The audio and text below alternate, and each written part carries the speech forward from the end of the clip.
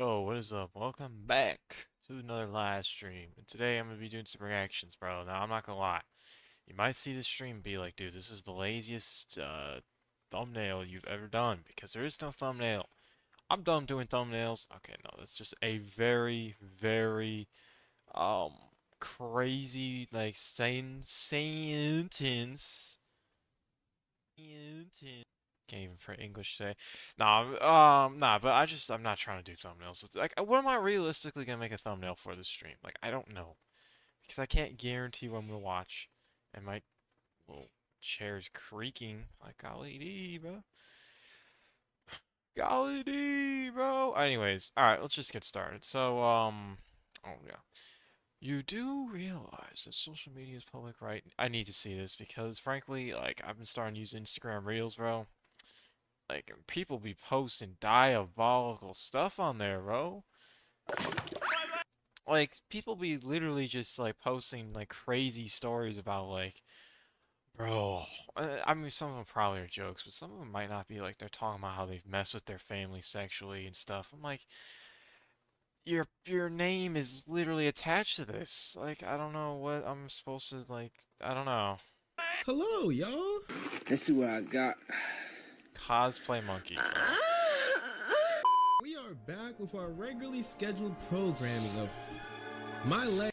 Do I run that back? No. The answer is no. I'm not running. That would look really weird if I ran that back. But I also kind of like, dude, this guy like does not look like he looks like a fully grown man, right? A fully grown man. Like you see him with that guy who looks like kind of like LeBron James. You see him around Let's see what I got. over Little Caesars, bro. Nah. Like, dude, and you say, "Oh, look what I got," and you act like you don't know what you're gonna see. Like, there's no way I'm like filming myself doing that over Little Caesars. I'll do it for less. Not gonna lie. Yeah, that was just crazy. I wouldn't even do it for the views. I would just do it for the memes. But the point is like, dude, you're like doing it over Little Caesars. Like, that's diabolical. We are back with our regularly scheduled programming of My Leg talking about whatever the hell he wants to talk about because he has yet to find a niche for the channel. Woo! What is the Thank you quality all on for this? tuning in. Thank you. I hope you guys are well. I wanted to It is 720p. Can't tell. By the way, my videos are 720p, so I shouldn't say anything. Yeah, that's great. I mean, I guarantee every video on my channel is 720p because YouTube's annoying. talk about something that really does cross my mind every once in a while. And that is the fact of Damn, bro, social are media. you taller? I don't know what's going on with my camera, bro. Like, why is it, like, angled more down than usual? I don't know. I don't know. And how people overshare way too much on this I ain't gonna lie to you. I don't know if it's because I'm more conservative of what I like to post on my socials or something like that, but I truly feel like a lot of the things that are Nah, because people be posting, like...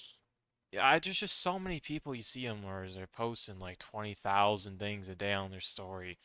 Like, I hate to break the news, but 99% of people that are on your friends list on Instagram or Snapchat do not care about your story remotely. They just click on and off. Guarantee it. And most people are not going to be like, oh my god, he went to a concert. Oh my god, he's so cool. Like that. Is that what you think is going to happen realistically? Are you trying to document your own life? By the way, that's just annoying. Oh my god, move the camera. Stupid white thing on the side. shared by people through social media are things that kind of make you go like, damn, I ain't gonna lie, that seems a little too personal to be sharing to the public. Or damn, this nigga clearly just wants attention. Or damn, I really do not give a fuck. Or damn, is he trying to get himself executed? A lot of people take social media too seriously, like it's an important beneficial part of their lives that they have to share everything that happens to them. Or Dude, what is this? What is this? What am I watching? Why is there a guy peeing in a urinal with this, like, what? happens to someone. And this is, he put, why, what? I don't know how Else words. on their social media. Why is there, you know what, I'm not even surprised. I would ask, why is there any images for a man peeing? Everything that happens to them. Well, he's definitely just not peeing, because look at the Or way he what does it. happens to someone else. Like, the way he, like, puts down his hand, he's like he's pulling down a lever. Like, dude, you're realistically, when you have khakis on, you're not pulling down a lever to, start peeing. Like, that's just not how that works. On their social media when honestly no one asks or gives a leg. We do not care. People use social media as if they feel they are destined to share everything that's going on to random niggas. There we go. There we go. That's exactly what I needed to see. Okay, well, I mean, that's just out of context. That's crazy. But, like, the point is like, these people be really just talking about, like, on Instagram at least, they be talking about, like, oh, bro, I stuck it in. Or, ooh, I released the hounds when watching a film about the Holocaust. Like, dude, what are we saying? In the internet, and I just feel like it's pointless, cringe, idiotic, and quite frankly dangerous. You know what I'm saying? At times it can be kind of entertaining, at least from an outsider's point of view at times, but at the end of the day it's not ideal. Let's take an example that I find cringe, for instance. This is a variation that I'd like to call trauma dumping. Look at this video. Why?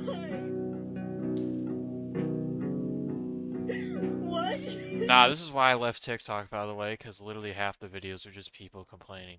My relationship went bad. Time to cry on camera. Like, I don't care. I really never cared. Never understood the people who, like, make videos about their life, like, or try to make something relatable that's literally just not relatable to anyone. Like, oh my god, I just got kicked out of school for the 9th time in a row, bro. Now I have to move to different state, because, like, the closest school I could go to is in a different state. Man, I have no friends, man, because I keep on punching them by accident. Like, no one relates to that, I mean, that's an extreme example, but that's literally what it's, like, feels like. There's a pooster makes piss bottles and piss nuke. What is that?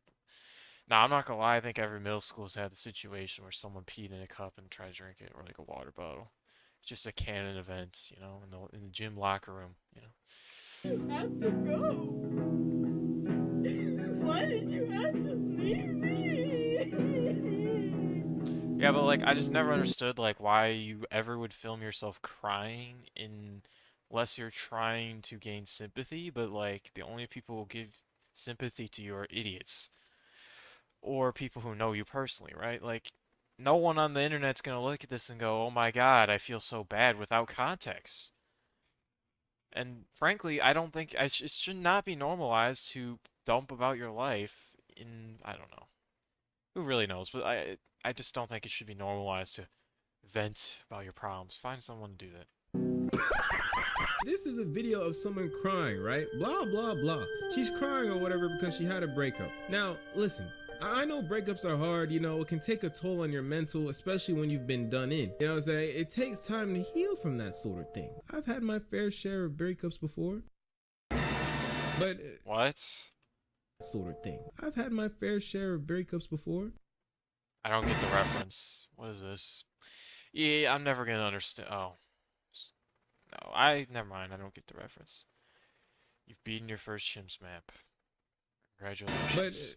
But y'all don't find it a bit strange that the went out of her way to grab her phone, go to the camera app, go on video mode, set up her phone so it doesn't tip or fall over? Yeah, you're not truly sad. That's actually a good point. You're never gonna be truly sad if you can do that. Because honestly, if you're truly upset and you're crying in the moment, you're not gonna have like the capacity to hold your phone and put it up in the perfect position. It's just not happening. Cord and proceed to start crying in front of the camera? Like what the fuck? Come on now, dog. Like, imagine doing all of that and then posting that to social media for random people to see it. You gotta be ashamed of yourself, nigga. Like, the concept of forcing yourself to cry on camera and then posting it seems a bit ridiculous to me, and ironically enough makes me want to take you less serious than what you were expecting. Y'all just ever just randomly cry for the most dumb things?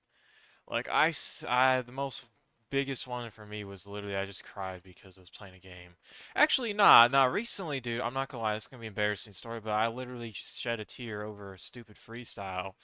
From the baby of all people, bro. Like, I just listened to him and I was just like, oh my god. And in the moment I shed like a couple tears, and then I look at it, I'm like, dude, what was I crying over? Oh, it wasn't even that great. Like, yeah, it was great in the moment, but it wasn't that great.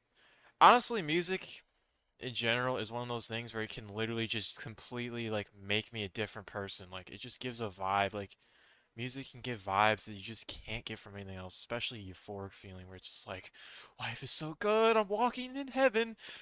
And you just sit there and realize later, like, dude, it was a mid-song.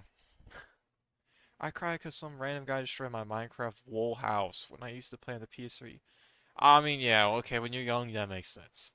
Nah, everyone had. I feel like anyone who's ever played Minecraft as a young kid has had these event of like crying over losing something. For me, it was like when I died in a cave and lost like 25 diamonds. Um, from a creeper. And it's just like I lost all my stuff, and you realize like one day you realize, you know what? Play better or get over it. Like, what the do you want me to do, dog? Like, what do you want me as the viewer to do? Cry with you or some shit? Like, she probably wanted me to start sobbing with her. Like, she probably wanted to taste my salty tears through the screen. If I ever see this type of shit on my For You page... Oh my god, that is literally what I used to see on TikTok. No one understands what I went through. Like, okay, so no context, and you expect me to be cared all. Instant scroll.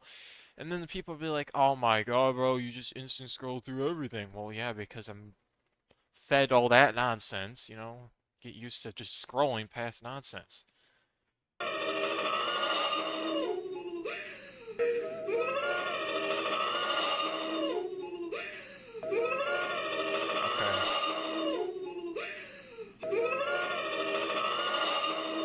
Okay, we get it. I'm gonna start crying, alright? I'm gonna start crying tears due to how hard I laughed watching this video, bro. Like, people who do this are the most cringe, corny niggas alive, I swear. And I feel like this...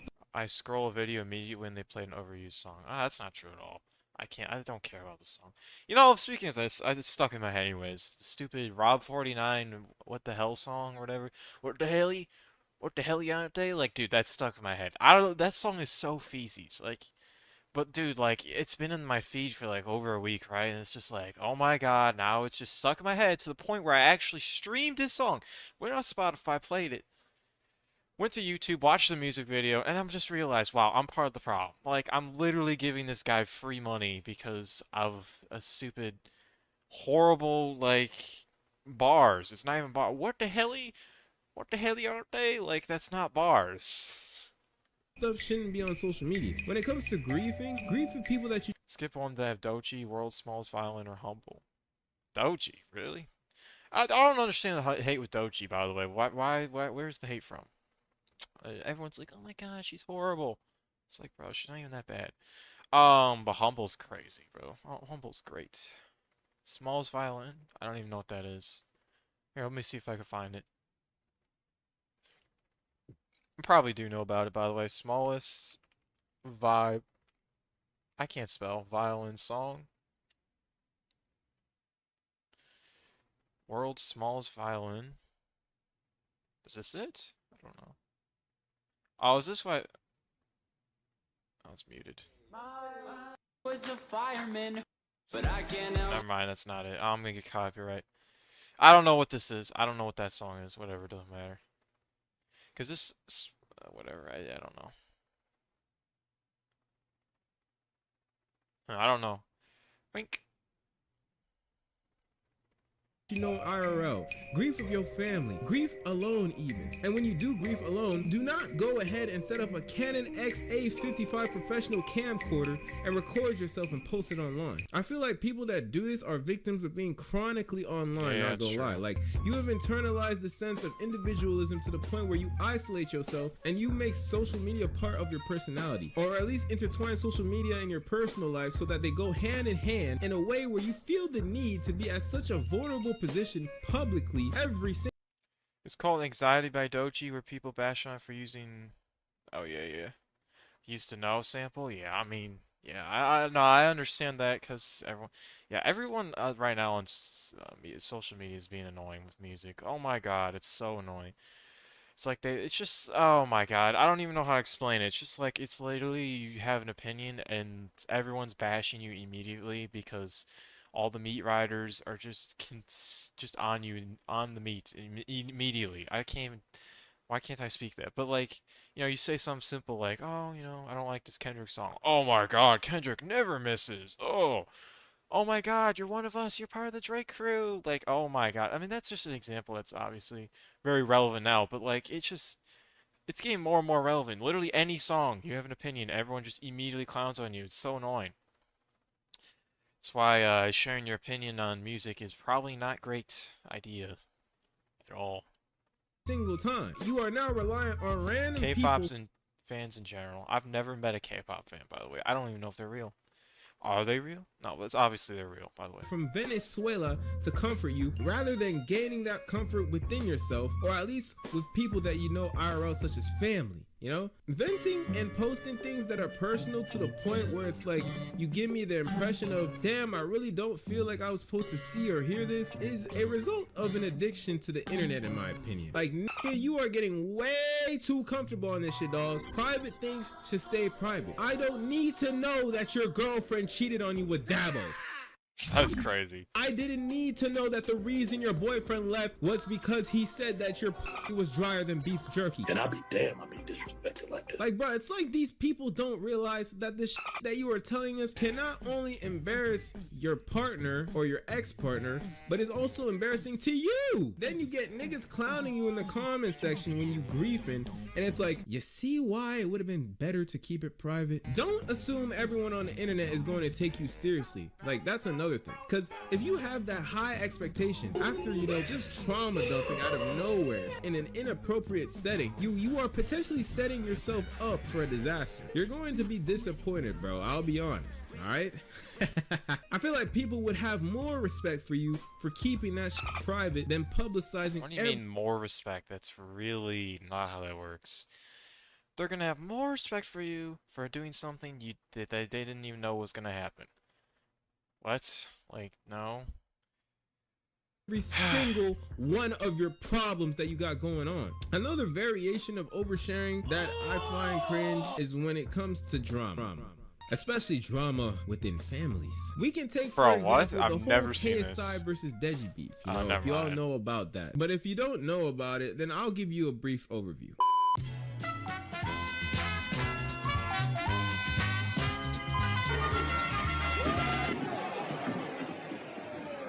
The KSI and Deji beef was an altercation that happened between two brothers that at the time had a really unhealthy relationship. They had a bunch of family issues, and it started to be publicized through YouTube where they made videos on each other. Deji felt that the way he was being treated by KSI throughout his childhood was terrible. And KSI said on a video that he didn't know that Deji felt. Bro, like, what is this? Yeah, that's exactly. It happens all the time, actually, now I think about it.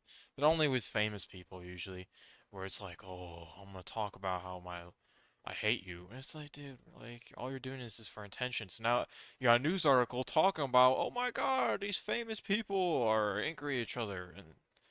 But literally, guess what? All these problems, you just amplify the problems because once you got negative attention on you, you kind of have to keep going. I don't know. I don't know how to explain it, but basically, it'd just be easier to do it behind closed doors.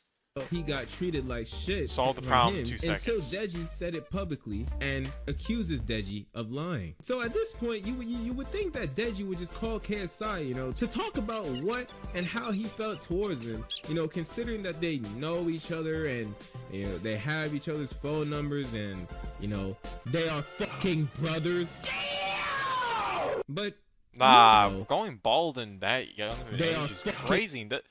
Dude, oh, I need to refund. and you know, they have each other's phone numbers and, you know, they are. Like, dude, look at his forehead, bro. Oh my God.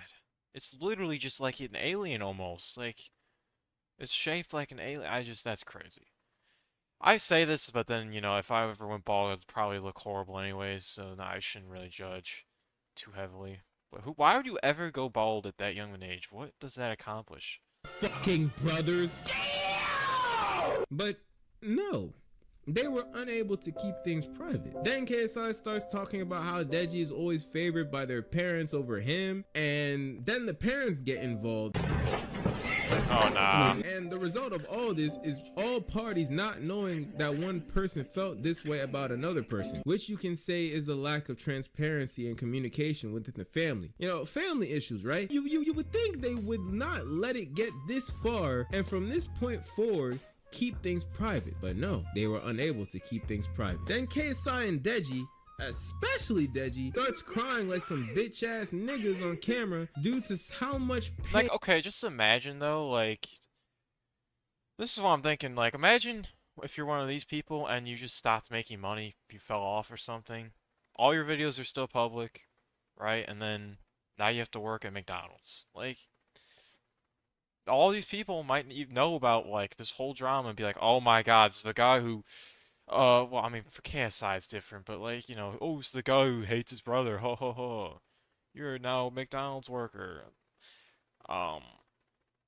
Yeah, that was a horrible example. You know what? That was so horrible that I'm not even going to continue on that they have path. endured throughout the whole situation. Then they eventually meet up at the family house and secretly start recording combos between one another and posting them online to social media and leaving it up Yeah, to that's the public fake. to decide who's right and or who's wrong when the public shouldn't even know about it, which is something that That's most people true. would say at this point. There's no way that this shouldn't be resolved privately, right? But nah, these two baboons kept going at it until the end of time, until eventually Deji admits that he's been having mental health issues, as well as KSI admitting it as well. So they pretty much both get therapists, and afterwards they take some time off of the internet. Finally, god damn. I'm so sick of the word mental health. It's just so overused, bro. I can't, like, I don't know what their situation was. I have no idea, but like a lot of times it's just like, oh, it's a minor inconvenience, or oh, I'm in a moment where I feel anxiety. Mental health, like, dude, it's used for severe problems, not something that's like temporary or like, you know, oh, it's just an inconvenience in the moment, you know? Because a lot of people just seem to overuse it, and now it's just became a thing, at least for me, where it's like, when I hear the word mental health, I immediately assume someone's saying something stupid that has nothing to do with anything. Like, unless you're diagnosed with something actually real, that's actually a problem, then don't talk about mental health and say, oh, I have mental health issues. No, you don't. That's my opinion. I don't know. Finally! And eventually resolve things privately. Like, holy shit. And now they are one big happy family. Woohoo! You're diagnosed with ligma. Oh, wow. Great, great, great. Yippee, bro. Good for you. Woo, yay! Hip, hip, hooray! Hip, hip, hooray! But was all that public shit really necessary? No! No! No! Like, what benefit did y'all have letting your fans see this catastrophe? Like, I'm a fan of both of them, and personally, as a fan and coming from an outsider's perspective, this shit was mad entertaining, I ain't gonna lie. But on top of that, it was kind of retarded, but still something to watch nevertheless. I wasn't really that sad of the whole thing, cause at the end of the day, I watch these niggas for entertainment. I don't know these I can sympathize for a bit, but at the same time, I don't know these motherfuckers. So the fuck I gotta be so serious for, bro? Just because we're all black don't mean that we're related. They made the decision to publicize their issues, and as a viewer, I have the right to feel any way I want to feel. That shit is cringe, but nevertheless, I'm glad. This is how people make peanut butter jelly. I'm so sidetracked, but like, dude, is this really how they make it? Because it's inefficient, bro. Like, you put the jelly on the peanut butter, and you put peanut butter on both sides. Oh my god. Obviously, the second thing I said is not really, that's optional. But like, why would you ever put the jelly not on top of the peanut butter? I guess, well, I think the way I make it's just different. I don't know. That they figured out what they needed to figure out, but all that back and forth online That was peanut just butter looks really, really suspicious. a waste of time, a waste of energy. Unless that they were doing this for entertainment, but I highly doubt it, because my goodness, the way Deji looked when he was crying, I highly doubt they were doing this shit for entertainment. Anyways, let's talk about another variation of oversharing on social media that I hate, and that makes me want to break my leg. Another variation of oversharing on social media is posting your Oh, there it location, is. whether I'm not gonna lie, I fell in this trap before because, Well, simply put, whenever you're in a new place that you've never been before, that's somewhat exciting. It's like, oh, I gotta let people know, like, oh my God, I'm in the city, or like when I went to New York, oh, I'm in New York City. Oh God, I gotta post constantly. Then you realize, for who? For who? Who's actually gonna sit there and be like, oh my God, he's in New York City. Wow. Like, no, no one really cares at all. Because think about how you treat other people. I don't know if everyone does the same thing, but you see someone's in a location, you go, okay, move on. You never sit there and think like, oh my God, what did you do? You don't care. Like, and if you do care, it's probably because it was brought up in an actual conversation, not just because of a story, you know? I don't know how many people actually start conversations based off other people's stories, but I don't see a lot of people doing that, you know? It'd be posting where you eat, where you sleep, where you at, where you go to school at, where you go to work at. This has to be one of the dumbest things in the world. Like, the idea of just posting your location when it comes to anything for the public to see is you having a lack of awareness when it comes to confidentiality of certain information in your life. Niggas are so comfortable with the internet that they subconsciously neglect their safety like life is a game. People do this, then at the same time question why one day you get your shit robbed or killed. Yeah, Pop Smoke, bro. Why, of course, I paused here too. Like, oh, that's great. That's exactly where I wanted to Or pause. sex trafficked. So pretty much people that have their location publicly for everyone to see, stop doing that because it's cringe, and quite frankly, no one cares for the most part, except your ops. Another variation of oversharing. Dude, that's actually so true now that I think about it. Yeah, all the people, I mean, there's only if you're famous, but if you're famous and all these haters or people who don't like you are gonna show up to where you are because they care more. Nah, I just realized, bro, like, actually, haters care more about you than fans. Because the haters will be there to watch to find things wrong with you. And you could argue they're bigger fans of you than actual fans. Because they'll be on everything. Why is this dude put gay clips in a video? What gay clip was there? Public your shit right to see, or except your ops. Another variation of oversharing that I hate is straight attention seeking notes or stories. You know, the people that unironically post things like, I'm logging off Instagram, I'm taking a break from social media, goodbye, I'm never coming back to this platform. Motherfucker, who the hell cares? Who are you? Like, I put that on Emil Heskey that not a single soul gives a not a single leg. Why do people unironically do this? How much attention do you want from a nigga? Like, are you expecting us to reply to your notes saying shit like, why are you leaving? What's the matter, man? No, please, don't leave. The nigga with 127 followers wants to leave Instagram. Is there even a point in living anymore? The crazy part is the 95% of people that say cringe shit like this, you know, like the 95% of people that announce their departure like they're switching soccer clubs are the same people that hop back on social media the very next day. They don't even leave for real. Like, niggas stop posting. Dude, this guy is getting Clash of Clans ad every single time. You could tell this is old, by the way. Oh my, that was a stupid sentence. Yeah, so I'm cooked in the brain. I'm not gonna lie. That was so stupid. Because, well, first off, Flappy Bird in its prime was, or when it was relevant, was a long time ago.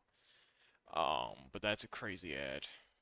For 12 hours and call it a break. Like, you fools are abominations, and I hope you guys deteriorate into pieces. You guys stop posting, say you're leaving social media, take a nap for 15 minutes, and then come back on some, well, guys, I've decided to return to Instagram. Like, shut the fuck up. Stop indirectly asking for attention, you fucking moron. Nah, it also goes the other way, and I used to be this person who talks about how, oh, I don't have social media, bro. I don't use social media. When I look back when I said that, it has a good place in the sense of, like, you know, social media, you don't really need it as much as you think. And everyone else has it, so when you don't have something, you know, you gotta explain why, right? So I've used to do this for years, where I'd be like, oh yeah, I don't use Instagram, oh, I don't use TikTok, blah blah blah blah blah, like, oh, I'm so cool, right? Or not cool, but special. I'm so different, basically. And it's a way of like trying to seek attention for people to be like, oh really? Why is that? No one actually cares. at all. And honestly, it's kind of cringe. And I look back at what I did. It's like, dude, I mean, I probably do the same thing, but like, I would realize that no one would actually be like, oh my God. I don't know, like, just your whole making your personality around that is stupid. It's a really bad idea. You guys look like complete degenerates. Like, if people actually wanted to take a break from social media, they would just stop. That's it. No need for a public announcement. I took a break from my Instagram for 3 months. I haven't posted on that bitch in a minute. But I ain't made no PSA. Like, what? Like, people need to stop making social media their livelihood. It's actually the worst thing you could do as a human being. Don't get caught up in this stuff, or else you will get sucked in and it will be hard to get out when you're in. The only people that are kind of living off social media that I will, excuse are the ones that are literally making a living off this shit. You know what I'm saying? Like, the ones that are making the moolah. You know, the ones that are getting paid $2,000 on Snapchat to show a picture of their turd. Right? But oh, what the hell? I'm not rolling monetary back that. benefits to posting your livelihood, there are some limitations that you should have within your audience. Private situations, whether you're making money or not, should not be shown to the public eye. Like, keep that between you, yourself, and y'all, or else prepare to get yourself clowned. Anyway, that's all I have to say for this video, man. Like, sub, peace, break a leg. Nah, this guy has crazy editing, by the way. Was that if what is I don't know what you're trying to say. By the way, what is this mannequin? Why is that mannequin extra fat? Is he even American? Nah. That's all I have to say for this video, man. Like, sub, peace, break a leg. Nah, that's definitely just a mannequin. If it's not, I would feel bad. What is this comment? Black dudes talking about random topics using memes and stock footage as visuals has to be my favorite niche of content. That's like, also, is it niche or niche? I hate people who say niche. It's such, like, it probably is the right way to pronounce it considering most people pronounce it like that, but like, dude, it just sounds way worse. I hate people say that. It actually gets on my nerves so hard. I'll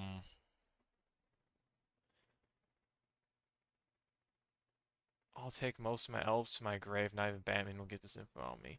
Yeah, contrary to popular belief, I say a lot of, like, I take a lot of L's and share a lot of L's I've had in my life, but there's some that I will never say, even though I usually love to overshare because I don't really care. I don't know.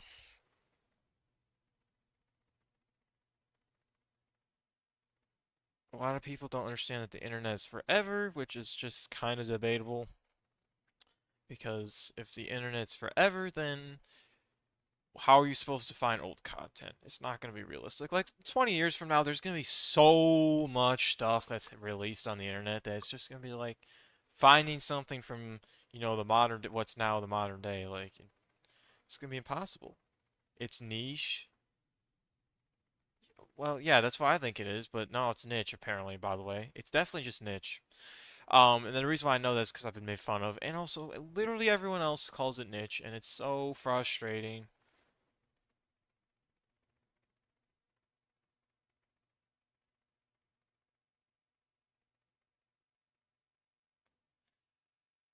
Anyways, let's go on to this. Deserve down end of Andrew Tate. Bro, I need to see this. I've been wanting to watch this since it came out. The reason why is because, bro, I used to be one of the fanboys, you could say, like 2 or 3 years ago. Let's think. I don't actually remember. Yeah, it was like 2 years ago. Yeah. 2 years ago when he first came on the scene, I was a fanboy, bro. I'm not gonna lie. Um, and so I'm just interested to see, like, I've grown as a person and realized that a lot of stuff he says is kind of crazy, and that he's probably scamming people. Actually, didn't he recently scam someone? Now the point is though, is I actually used, like, I was so close to just like actually buying the stupid program he had because I really thought I was gonna get rich. And I thought about it for 2 seconds and realized, wow, $50 is crazy, bro. But I used to actually believe everything he said. Is currently living on borrowed time. The once self-proclaimed top G is looking. Nah, but also, like, looking back at what he says as someone who's, like, grown, it's like some of the stuff he says is good, but he says so much stupid stuff that it actually is laughable. Like, he made a book about his life, and he literally talked about how, like, you know, he came out the womb and he was just a G instantly. Like, ready to fight out the womb. Like, you can't make that up and say that, like, oh wow, this is a respectable man. You've never heard the term top G ever, really.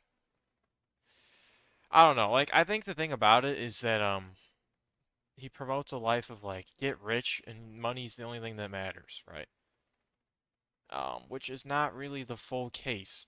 Also, his views on women is diabolical. Like, he's literally said stuff like, woman's all they do, wait, what was it? Like, only thing women can do is feel or something. No, oh no, it was women don't have feelings or something. I don't remember. It was something about they could think and their only emotions or something.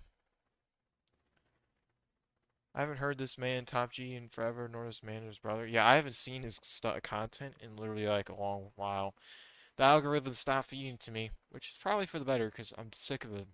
More and more desperate with each passing day, scrambling to hold on to whatever influence he has left. From pump and dump crypto schemes to literal Yeah. pyramid schemes. Over the past few years, he's used I'm not gonna lie. I think the thing is what like when I hear the word the phrase like, oh, he's getting desperate to get the attention again. Like it seems like to me his intentions were not really always about like, oh, I want to help everyone. He claims he wanted to help all the males, right? No, he didn't. He just wanted the money. He just pretended. I mean, I'm gonna be honest. If the money didn't come with it, he probably wouldn't be. He probably would not have said anything to anyone. He would never have made a video about helping people. Let's be honest. every scummy tactic he could think of to maintain his image of a successful man. Unfortunately for And Andrew, oh, also I saw his workout routine, and it's so feces. That reminds me, bro. Like, why do people lie about what they work out? Because this guy, right, he has a decent physique. He's got a pretty good physique. Um, right? And he talks about how he does 1,000 reps of shoulder press, 1,000 reps of bench press. Why would you ever do 1,000 reps of anything in a like in an exercise? He was literally talking about, oh, he's like, I gotta do my work while I'm repping 1,000 reps of shoulder press with like 5 kilogram dumbbells. Like, why? Why would you ever do that? Tristan Tay arrived early Saturday back in Romania where they face charges of human trafficking and forming a criminal gang to sexually exploit women. Yeah, I don't know. I don't know about that.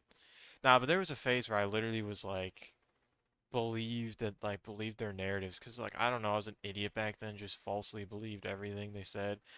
One of the things that I realized is like, oh wow, like when they said like, oh, the government's basically after me. Or was it the Matrix or whatever's after me? Like that's basically their way of selling the point of like convincing people to believe that, oh, you know, basically to hide up the fact that they're probably gonna get charged with something and they have an excuse of why it happened. Oh, because I'm too famous and they don't want to see me preaching. When in reality it's because of his views on women and just all that stuff. That's controversial. the walls are closing in faster than he can react. Hi, I'm the Internet Anarchist. I create weekly YouTube documentaries, and today, we're revisiting the latest updates in the Andrew Tate saga, how he fled Romania the second he got the chance, only to receive an even more hostile reception in the US. At this rate, it won't be long before he has nowhere to run. Now, for those who haven't seen my previous videos on Tate, here's a super quick recap to bring you up to speed. Andrew Tate is a kickboxer turned online influencer, who made videos flaunting his immense wealth and quote unmatched masculinity, all while showing his viewers that they too can achieve that I'm level. not gonna lie, I can't take seriously any type of content creator anymore who talks about, focus on masculinity in men. It's like, dude, that's not the problem. It's not really a problem anymore. Let people live their life, you know? Like, yeah, some of the things they say is great, obviously. Like, oh yeah, I work out. Oh, great, great, great stuff. Get in shape, great, Get your money up, yeah, sure. But, like, it's just like, the way they say it is so, like, the way they, like, throw discipline around, like, they want you to be the most hard man in the world. Basically, like, David Goggins. It's like, dude, no, I don't want to live my life like David Goggins where every day is a problem. I have to overcome 10,000 hard tasks to survive another mountain of a day just to go on the Mount Everest the next day. Like, no, I don't want to live my life like that. Of wealth as well. The only What's better to spend, free glue or free dart? Okay, bro. Like, why are we talking about Bloons TR 6? Dart Monkey, in The my thing they opinion. had to do was buy his $50 course. But his alpha male brand took a massive hit in December of 2022 when he was arrested in Romania Yeah, with that's when he serious started charges of downfalling. human trafficking and sexual exploitation. After more than 90 days in prison, he was moved to house arrest in April of 2023, which lasted another 4 months. He was freed in August of that year under the condition that he wasn't allowed to leave Romania. However, the investigation into his horrible crimes continued, resulting in him being placed under house arrest for a second time in August of 2024. Meanwhile, the UK police also issued an arrest warrant for the Tate brothers for similar charges. But this didn't stop him from continuing I mean, to yeah, it's kind of suspicious when you have two countries after you, honestly. I don't know if he did. I don't even know any of this stuff. I don't know if it's true. I don't know. I'm assuming it probably is. I mean, if you have two countries after you, you probably have a problem. Also, the fact that he set up this narrative of the Matrix after him really sells the deal for me, where it's kind of like, the odds are he did something. It might not be what we think it is, but it probably is. Who really knows? scam his audience. Which brings us to my last video on Andrew Tate, discussing CoffeeZilla's investigation into his many crypto grifts, as he kept peddling rug pulls and robbing his audience out of millions, despite Yeah, I mean, being very by the way, didn't he literally make fun of people who use crypto? Oh, they're geeks, bro. Like, really? vocal against crypto in the past. Said he was going to launch a crypto coin. So I immediately pointed out that over a year ago, Tate said that he didn't need to rob his fans. He wasn't going to launch a coin. Tate replied, "Imagine being such a great detective you can't detect a joke." Now, I'll admit that one stung a little bit. And when I did some research, I realized I had been tricked. Are you going to launch your own crypto? No, I'm never going to launch a crypto. I just like to with crypto Twitter. Because crypto Twitter are full of the biggest degenerate losers on the planet.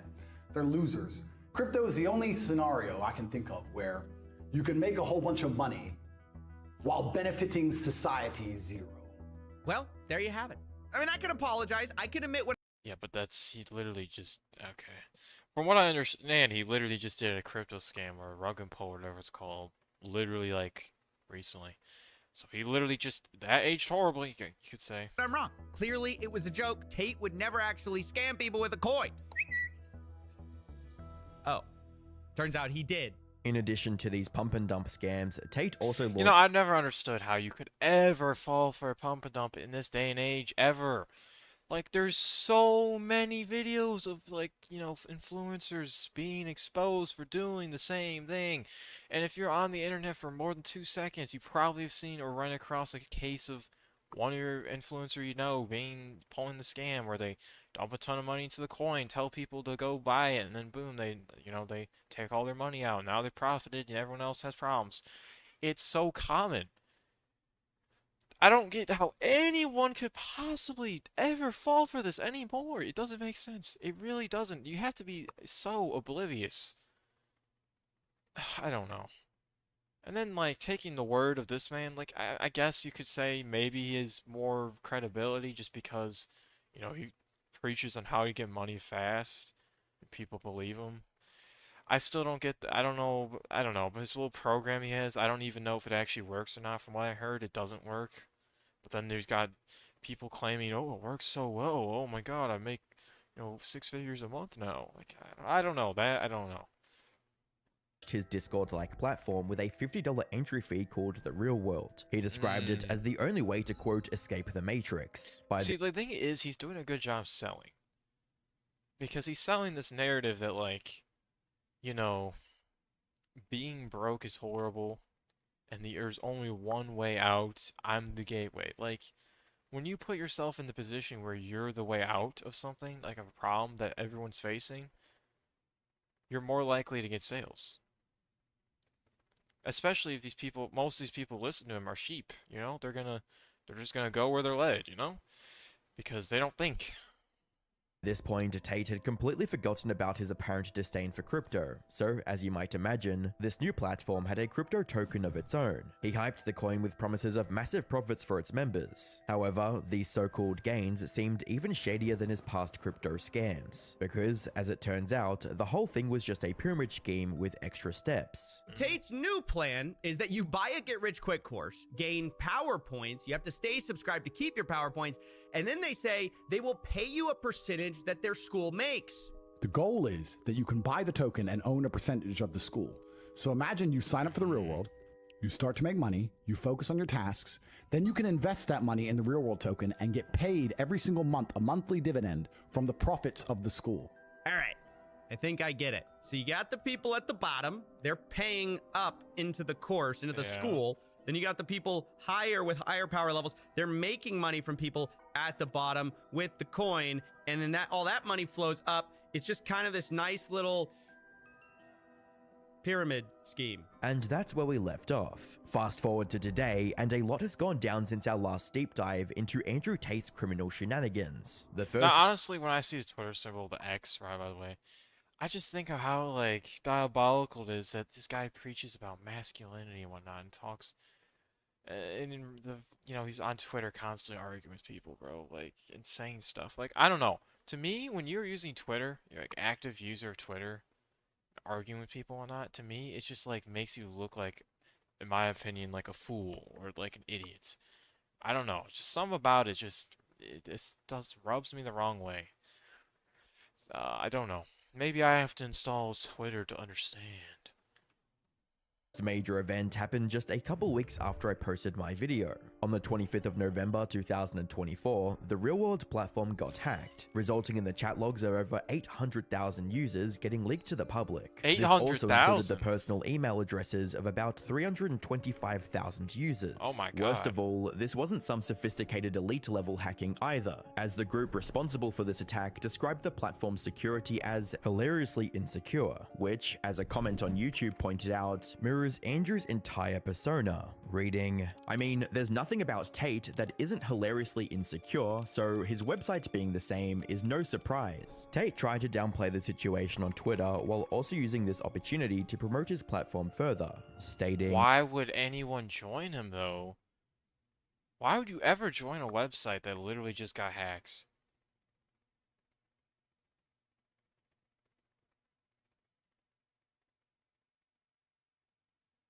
We hacked his school and saw the chats of his 800,000 members. The chats are public. You literally bought a membership and logged in and read the rooms. Call that a hack? What's 800,000 times $49 a month? Oh wait, you bought a membership. What's 800? Nah, but if you're... Oh, that's a horrible point, by the way. He's just saying, oh, if you read the chats... Wow, you got no information. Why are we joining? What's the point of the chat feature? Just to talk to people? Like, why? 100,001 times $49 a month. We are huge because we work. Everyone makes money inside the real world. However, he conveniently forgot to mention the fact that this hack also included logs from private chat servers, not just the public ones. In other words, scammers now had access to a gold mine, a massive list of easy targets who were already gullible enough to drop $50 on Tate's online school. Many of them were likely interested in cryptocurrency as well, making them prime prey for crypto scams. On top of that, some of these users also willingly shared personal information in private chat rooms, giving scammers everything. Why would you ever do that? And that literally looks like Discord. Nah, that's literally not Discord. And nah, that's crazy. That is literally just... This looks like a Discord server. That literally just looks straight out of a Discord server. That's crazy he ripped it off. And also, I never understood, why would you ever... Wolfie. Okay, so we named ourselves Wolfie. Oh my god, bro. This is the type of people we're attacking. More seriously though, why would you ever send a picture of your house in a server of any sort? They needed for blackmail or extortion. Tate, however, couldn't care less. The only thing on his mind is making even more money than he already is, no matter what. A point perfectly summed up by the top reply under his tweet, stating, "You make $40 million a month of Super Simp subscriptions, and you still..." Oh my god, $40 million a month. I mean, I'm not gonna lie, it's like, you have to ask, what point do you lose morality for this amount of money? Like, would you lose all your morals for this amount of money? And the answer is very questionable, because $40 million a month is diabolical.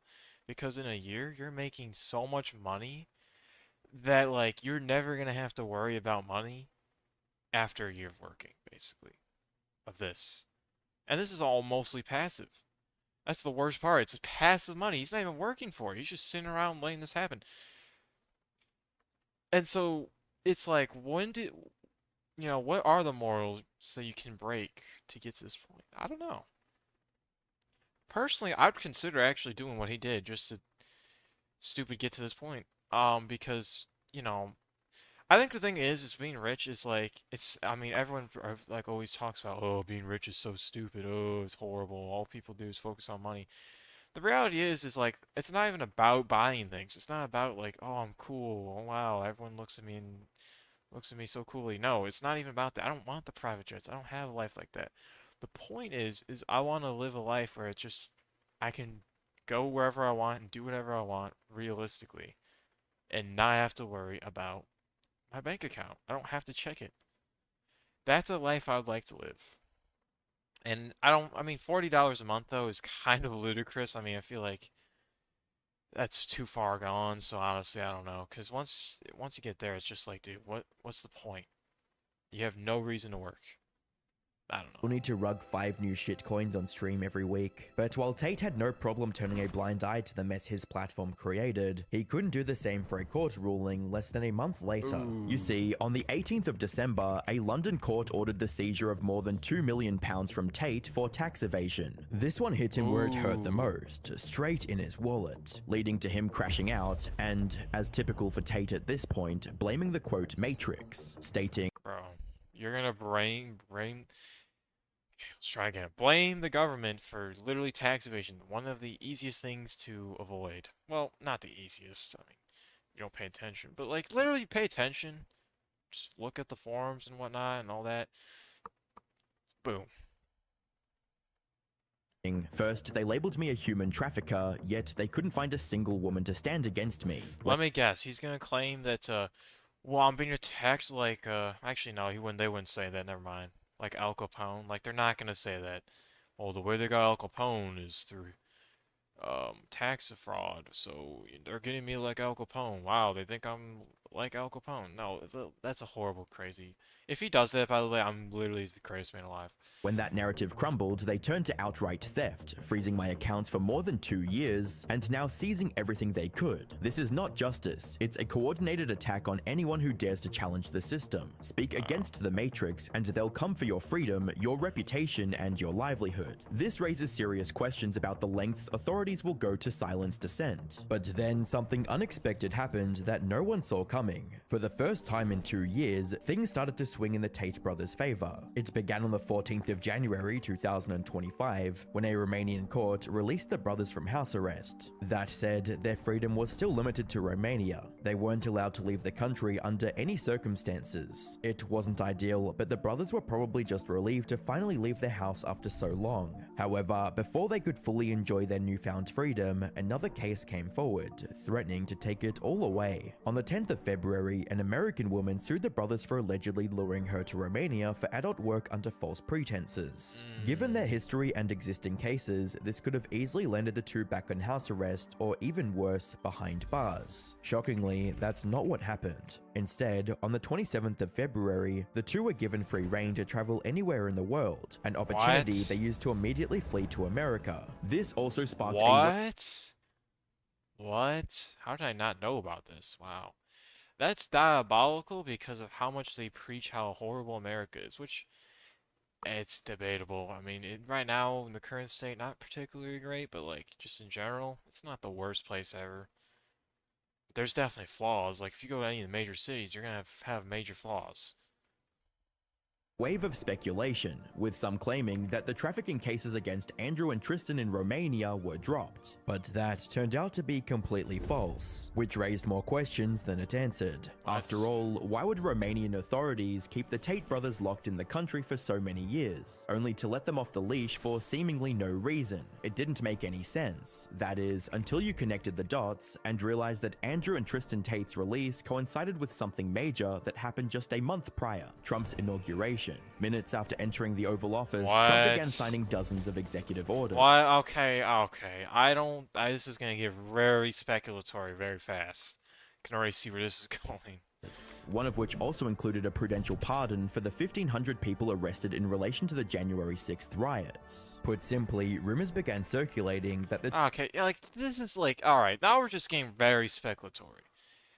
Like, this is like, no. Trump administration pressured the Romanian government to release the Tate brothers. What benefit does what benefit do they gain at all from doing that? What? And while they stayed silent on the matter in front of the media, Donald Trump helped get the travel ban lifted?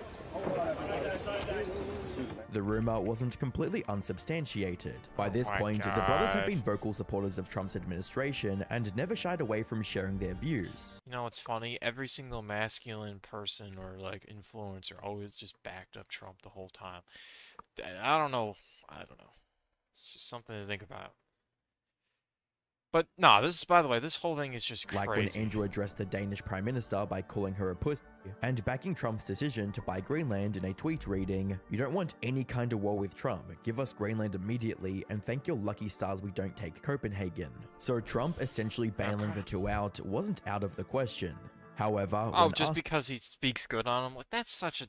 This is a horrible theory. What? There's no proof at all. I mean, oh, you're just shooting at the stars at that point. about it, Trump denied knowing anything about the brothers. Andrew and Tristy Tate. There's landed no in way they actually asked him this too. Oh my god. That's Florida crazy. today on a private jet after being released from custody in Romania. They are accused rapists, human traffickers, not thought of as good people in many circles. Did your administration pressure the Romanian government to release them, and if so, I why? know nothing about that. I don't know. Though some stayed adamant that he was the one behind their release, with one person writing, quote, "I know nothing about that," is Trump's standard lie. Whether Trump played Yeah, a but role in what does he gain from this? Like, well, then again, I don't know. Yeah, it's just him, so who knows? But like, you know, I don't see a realistic reason why this would happen. not, Andrew was just glad to be finally out of Romania. He even expressed his desire to stay in the US for a long time. Yeah, I'm being patient with it because I intend on being in America for a very long time now. What he didn't realize was that certain US officials also wanted him to stay, but for entirely different reasons. Oh my God. You see, after arriving in the US, Andrew and his brother quickly made their way to Florida. They likely thought a Republican stronghold would be a safe haven for them. Florida's governor, however, wasn't too keen on having two alleged sex traffickers in his state. Is he welcome here? What the say? Send him back to Romania or whatever. Well, we have no involvement in that. I read about it through the media, but the reality is, no, Florida is not a place where you're welcome with that type of conduct. Bro, like, what? Like, why is everyone so focused on these men? They're not even that relevant.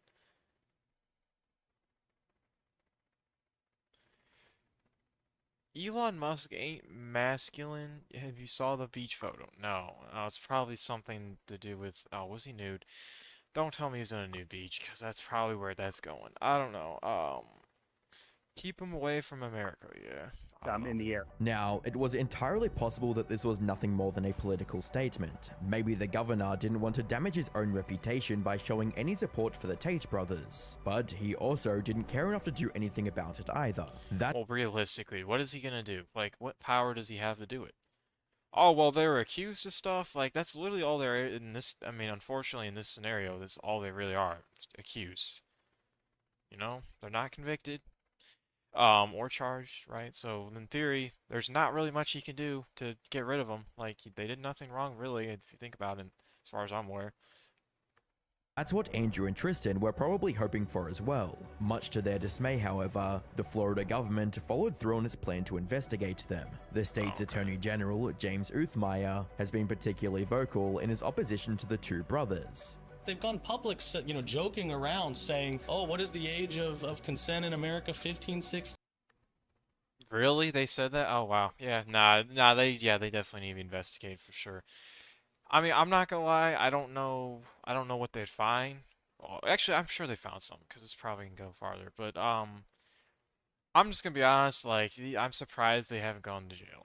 Well, when I say that, I mean, like, actually locked up for crimes rather than just sitting and waiting. I'm surprised that hasn't happened. And also, what about the UK situation? Are they just gonna like, completely ignore the tax evasion situation? Is that really a thing that can happen? You can just ignore a country completely? 16, 17, we can't remember. That's absurd. That is horrific, and anybody that's going to defend, that practice is on the wrong side of me. That's for sure. He also released a statement formally announcing the state's plan to investigate the Tates and bring them to justice. Yeah, look, these guys have themselves publicly admitted to participating in what very much appears to be soliciting, trafficking, preying upon women around the world. Many of these victims coming forward, some of them minors, people can spin or defend however they want, but in Florida, this type of behavior is viewed as atrocious. We're not going to accept it.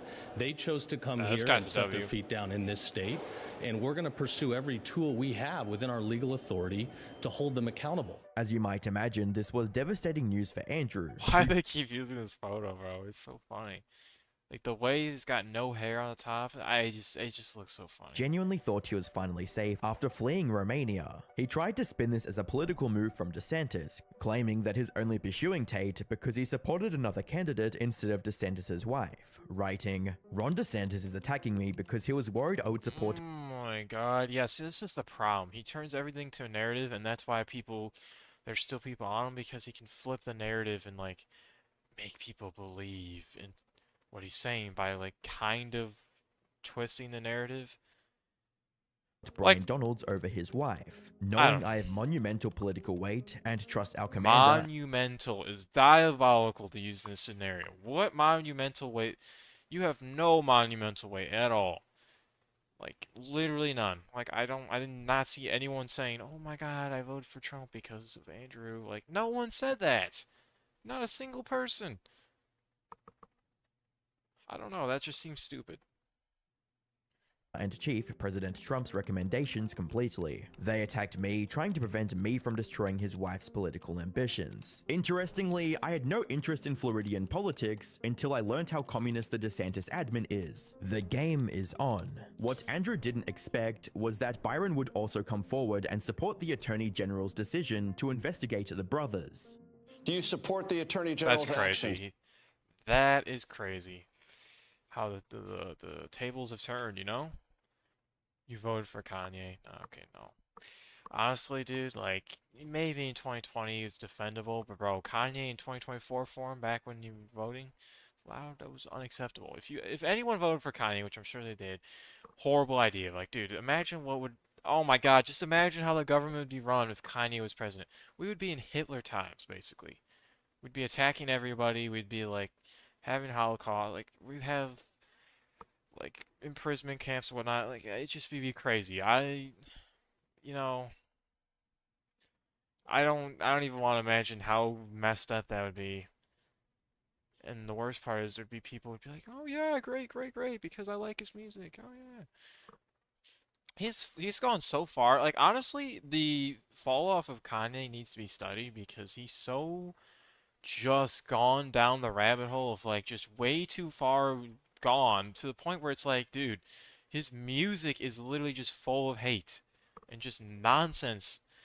He works with, like, the worst people. Like, Dave Blunt, of all people to collaborate with, is diabolical. Everyone who used to be friends with is no longer his friends. He dresses horribly. Like, everything about him has just gone way down in everything. Like, quality. The quality is not there. His life is not quality. The quality in Kanye West, oh, no, sorry, quality and Ye don't go hand in hand. You know, they don't. It's just sad, but it's true. Like, I feel like if he continues doing this, his whole entire, like, discography will be ruined, and it'll just be a sad witness to watch. I think it's a clone. Yeah, I remember in, like, 2022 or 2023 or something, like, there was, like, this thing where he ran into a forest and went missing. And then he came back or something a month later. So I don't remember. I remember that story, and then everyone's like, "Oh, it's a clone. It's a clone." And maybe it is. Who knows? But, like, the switch up from Donda to this is diabolical. Like, it just happened in literally, like, a year. It just randomly switched, and it just got worse and worse. And now it feels like he's joking. Right? I don't know. I have no idea. But it needs to be studied. Like, we need physicians and stuff, like, I actually have no idea what a physician does. Doctors, psychologists to study him, you know, and be there around him to take notes and stuff to see what is he doing in his life. here. I do. I think those allegations have to be fully investigated, and then we go from there. The key thing is we don't tolerate the trafficking of women or, frankly, the abuse of women. We do not tolerate that. After exhausting all other options, Andrew decided to go on random podcasts and rant about his troubles. And what have I done since I've arrived? I did Patrick Bet David and sat on my laptop. That's all I've done. I've done Patrick Bet David, I sat on my laptop, and I had Taco Bell, and I've got a criminal investigation? Yeah. What the doesn't even make any I hate her, by the way. She just, oh God. I can't stand her. sense. As if this was somehow going to convince the Florida authorities to leave him alone. Oh yeah, I had Taco Bell, guys. Please leave me alone. And also, dude, Taco Bell, why? I don't get it. I love how he preaches like, oh yeah, you gotta eat a good diet. You're eating Taco Bell, bro. Like, everything he said in the past is literally just all aged horribly because he just immediately, like, 2 years later, just does the exact opposite. He's, like, talking about how he eats an extravagant, I can't even say the word, extravagant, yeah, whatever. The, like, great dinner, you know, oh, got my steak. Oh, where's that now? Oh, it's not there because you've replaced it with Taco Bell, the worst. Literally, like, going from, like, rich people food to literally just broke people food. Like, no normal person eats Taco Bell. Maybe I'm wrong in that, but I just feel like most people aren't saying, oh God, Taco Bell, gotta eat it. This was only the beginning, because while all these podcast rants started with him trying to defend his own case, they quickly devolved into Andrew saying more and more incriminating stuff, like comparing himself to Epstein. So the fact that my brother and I get more hate for human trafficking than Epstein shows how could you say that? How could you? That is crazy. He just basically admitted. Like, what? Oh my God. So the fact that my brother and I get more hate for human trafficking than Epstein shows how susceptible people are to matrix programming. And talking about how he relates to P. Diddy. Oh, I sit there and go, wait. I don't know Diddy. Never spoken to him. I'm not defending him. What I'm saying is they've decided to wreck him. I don't know his side of the story. He may be guilty. His side of the story might be, yeah, I did it, but so did this guy, this guy, this guy, and this guy. I'm only asking why only him. I said, T, they're about to get Diddy. He said, why? I said, they've released a video that is 10 years old. They've been sitting on this for 10 long years. This was 2016 they got the footage. Why has no one seen it? And Tristan goes, and that's out now? I was like, yep. 2 weeks later, arrested. They set up the public perception before. I mean, I don't know about that. I mean, Diddy, if you really look at him, he's just always been, like, weird. I mean, there's so much stuff around him, and that's why I mean, he does have a point where it's like, why did it take so long for him to actually get found out, and why is no one else, like, you don't see, like, people who, like, hang around him, like Jay-Z, being targeted at all, yet, at least. I don't know, maybe they're doing one at a time thing, I don't know. It'd be such a weird world to see people, like, Jay-Z and stuff put into prison, like, that would be crazy. Most likely with the cases is that, like, the people who, you know, did the stuff with him were probably no-name people or like people who are not really known. I don't know. I saw Diddy hitting up a young Justin Bieber, so he's guilty. Yeah. He's just done so much things. I mean, then there's the whole, you know, speculation that he got Tupac killed, which I kind of believe, honestly. And you know, there's really never been like an official murder. Yeah, there's the, you know, oh, we caught these people, but like, I mean, there's not, in my opinion, the evidence doesn't point to them, really. It's just, yeah, there's a whole lot of things that are surrounding him that just don't look good, basically. So I don't even know why you're talking about him like, oh, yeah, no, we need to hear his side of the story. No, we don't need it. No. That's stupid. For the arrest, and I know how this works, so I saw it and called it. This came out of nowhere. This was stored somewhere in the Matrix archives. When they decided to take him down, first thing you do is slander him, just like they did to me.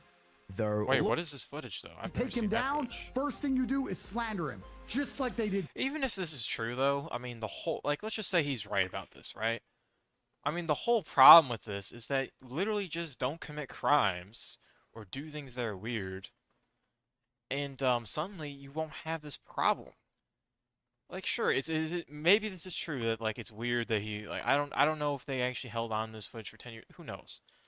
Who really knows how long they've held on to the footage or not? Whatever this is, I don't even know. I don't know what this footage is. But the point is like, dude, You can't just, if you live a peaceful life, you're not gonna have problems. I guarantee it. To me. Though all of this pales in comparison to him passionately claiming that authorities can't arrest him because he wipes his phone every night. Oh yeah, that's I'm not ready? suspicious. I'm a Navy SEAL in this shit. Come get me, raid my house, take my stuff. You think I sleep with a full phone full of evidence? You think I don't wipe my phone every night? Bro, like the way he's like that's just literally just like literally admitting. He just said, as like you think my phone has any evidence? Like you wouldn't say that. You'd say, oh, my phone doesn't have any evidence, but I wipe it just in case or something. But even then, wiping it just as a normal human who's done nothing wrong, yeah, you look suspicious. Every day is diabolical. Like you do, there's no way you're doing something every day that's that bad. Like, my God. You think I'm dumb? Come get me, arrest me. Let's do this all over again. I've done it for 4 years in Romania. You think I'm scared of your state jail after an Eastern European gulag? I'm staying right here. The investigation launched by the Florida The image you were confused at is where Diddy assaulted his ex. Oh. government also inspired people to take matters into their own hands and dig for the truth, and what they found was nothing short of horrific. In early March, an old video of him resurfaced and went viral on the internet. In this video, Andrew can be seen restraining a girl on the bed and hitting her repeatedly with his belt, while hurling a barrage of verbal isn't this the insults. one where oh, this is the one where the girl claims, oh no, I was just playing, oh my God. At her as well. To make this already messed up situation even worse, the girl in this video was allegedly just 15 years old at the time. Yeah. Now, there's no way you could possibly make the argument, by the way, that that he's not guilty of something related to underage trafficking. While Andrew himself was 25. Tate tried to excuse his actions in the video by releasing a video of Vivian, the girl who's in the original video, claiming that it was all consensual. Oh my God. I didn't even know that. Wow, I didn't even know that. I didn't know that he literally released the video. I thought she released the video willingly. So that literally means he could have been like forced her into it. Wow. Hi. I'm pretty sure many of you have seen a video of Andrew Tate beating up a woman, and I'm pretty sure not so many of you have seen the same woman coming forward with a statement saying it was nothing but a play. So here I am again for the second time. Yes, the woman he has beaten up, and the same woman who has made a statement is me. So I'm coming forward for the second time to just clarify and let everybody know it was nothing but a play. And this could have... Nah, to be fair, that is somewhat believable, but it's like the age is the problem, really. The reason why I believe that, by the way, is because people are freaky. I mean, there's people handcuff each other. I've always heard this stuff. I'm like, dude, why? Why do you get turned on? Oh, I need to put you in submission. I'm gonna be the cop, basically. Like, I don't need that. By the way, I'm not into that stuff, and if anyone's into whoever wants to, like, mess with me, you know, in that stuff, like, guess what? You're leaving. Like, you're not even entering my house. If I sniff a little whiff of submission roleplay issue, you know? Why is she so white? I don't know, maybe. No, you know what? Let's not go there. Have worked as a viable excuse, if not for the fact that A, Vivian was a minor at the time, so she couldn't have legally consented anyway. No, so there's this footage, and there's nothing done about this. What do you mean? What do you mean? What do you mean there's... How are they actually not charged with something? It's diabolical they're not charged with something. This is literally just enough footage. Don't worry, bro. Nobody wants you. Okay, bro. Yeah. We'll see about that. We'll see about that. Messages from Tate were leaked in which he was telling his crew to get a video from Vivian and quote, tell her what to say. Other videos of him on the internet show him essentially giving step-by-step instructions on how he manipulates girls into doing adult work for him. For Tate.com, I have my PhD program, and that is, PhD is a pimp and hose degree that teaches basically how I got girls, how I met girls, how I got girls to like me, how I got girls to fall in love with me to work on webcam for me. That being said, Tate now understands that all of this is too much for him to handle. No amount of scripted fake explanations and podcast appearances is going to get the Florida government off his back. So he decided to run for his life once again, and to go back to Romania, which he claims is to quote, prove his innocence. Back in Romania, like I said I'd be. Yeah, this guy literally, everything he does is literally just like completely just ages poorly. I'm gonna live in America for the long term. Like a couple months later, gone. Like, oh wow, what's long term to you, buddy? Because innocent men don't run from anything. We're here to clear our names and exonerate ourselves, and after all... What could be the real reason, of course, I think he's was to on avoid drugs. getting arrested. Oh, but no, but he literally said in so many podcasts that he's sober. He doesn't do anything. He only drinks alcohol once in a while. He has never smoked a blunt. Oh, and also he smokes cigars. Oh my God, I forgot about that. Nah, I forgot that he actually used to smoke cigars all the time, and it became a huge thing to talk about cigars. Oh my God, that's like crazy. There was literally a point in my life where I was like, maybe I should try smoking a cigar. Like, I was literally just so convinced that it must be cool. Because honestly, smoking a cigar makes you look like a mobster. It makes you look cool. Like, you look like a final boss. But you have to be dressed properly. You have to have, like, the right setting. You can't just do it in the open middle of, like, a McDonald's parking lot. Like, that's not going to happen. It makes you look stupid. You're saying those stuff like a submissive boy in a furry roleplay. Okay. Okay, we're done here. Enough. Also, how do you know what that sounds like? In the US. But while they might think they've gotten away scot-free, the Florida Attorney General says that the investigation is still going on as usual. Yeah, to the best of my knowledge, the Tate brothers are not in Florida right now. The investigation is still ongoing, but at the end of the day, if you're here and you're a criminal, if you're going to engage in activities that go after women, that go after our kids, we're gonna come after you. By now, it's clear that Andrew Tate is getting more and more desperate with each passing day, and nowhere is this desperation more apparent than his recent lawsuit against Twitter users. As I was writing... Wait, to what? Twitter users, let's say? This desperation more apparent than his recent lawsuit against Twitter users. He pulled Drake. Wow, he pulled a Drake. That's incredible. That's incredible. I thought Drake was bad for the lawsuits he's filing. Nah, this is crazy work.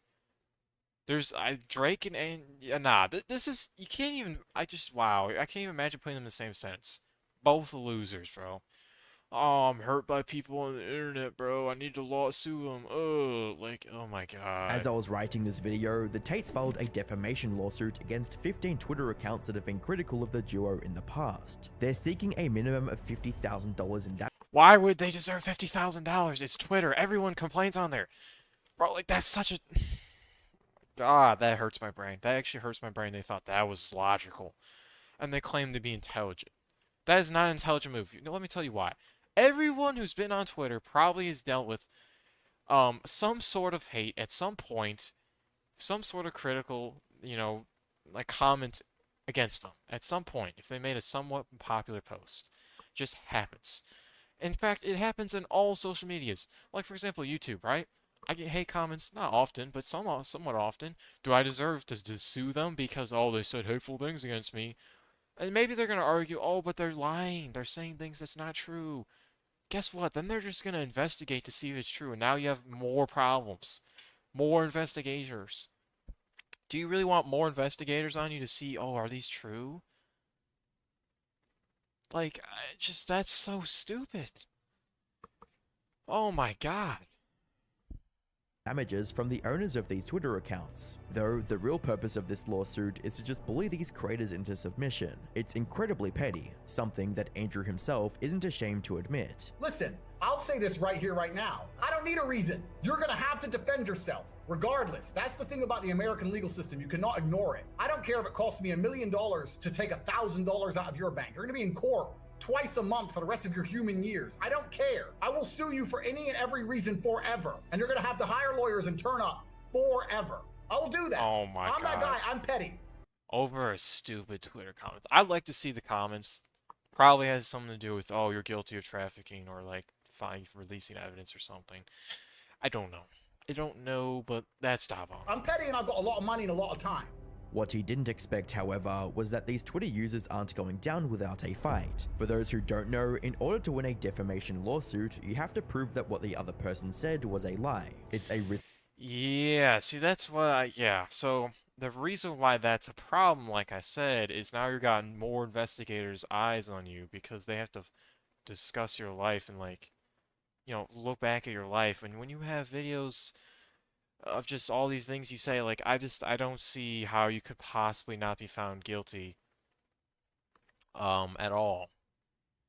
So, like, he's literally got like three countries looking eyes are prying onto his life, and then he's got now probably what's 2 or 3 states looking at him now. Like that, I don't know. That's crazy. And how do you let a man with this profile picture offend you, by the way? Like, I don't know.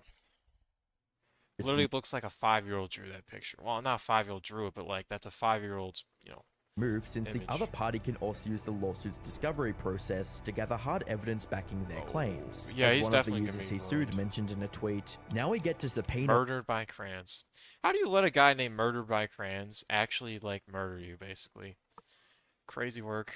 all their documents to prove what we shared was real and factual. Andrew will likely realize this soon and drop the case. But even if he doesn't, it doesn't matter much in the long run. After all, he has nowhere left to run. The UK police already have an arrest warrant against him and his brother, the Romanian case is still going on, and now even the US is involved in investigating their heinous crimes. With the way things are going, it's only a matter of time before they're put behind bars for good. My theory is that he will try to play the MAGA angle like SBF, in hopes of getting under the protection of the Trump administration. Yeah, and we already know what's gonna happen with Trump. He's probably gonna be like, "Oh, actually, free my boys," even though he doesn't know them. Cause why? Like, you look at Trump's like pardon history, and it's just like so weird. Like, oh, he pardoned Kodak Black, Lil Wayne. Like, you don't know these people, and that's just 2 examples. Like, those are like the main ones I know off the top of my head.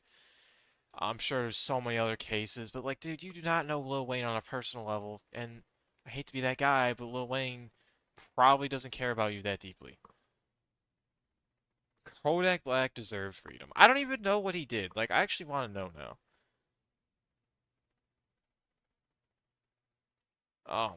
Kodak Black. Let's just look at his history. Kodak Black crime history. Miami News Times. Don't you dare make me pay for this. Okay, good. When was this made? Let me see.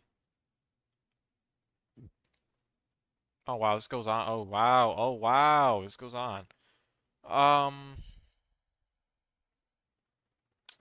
Yeah, so it's made recently because it's covering 2024. You know, let's go through this because I'm just interested, Oh, it was made February 3rd, 2025. Okay. 2015, arrest on kidnapping, 18 years old. He was 18. Oh, wow, he's kind of old then. Dang, he's 28? He's pushing 30? Golly.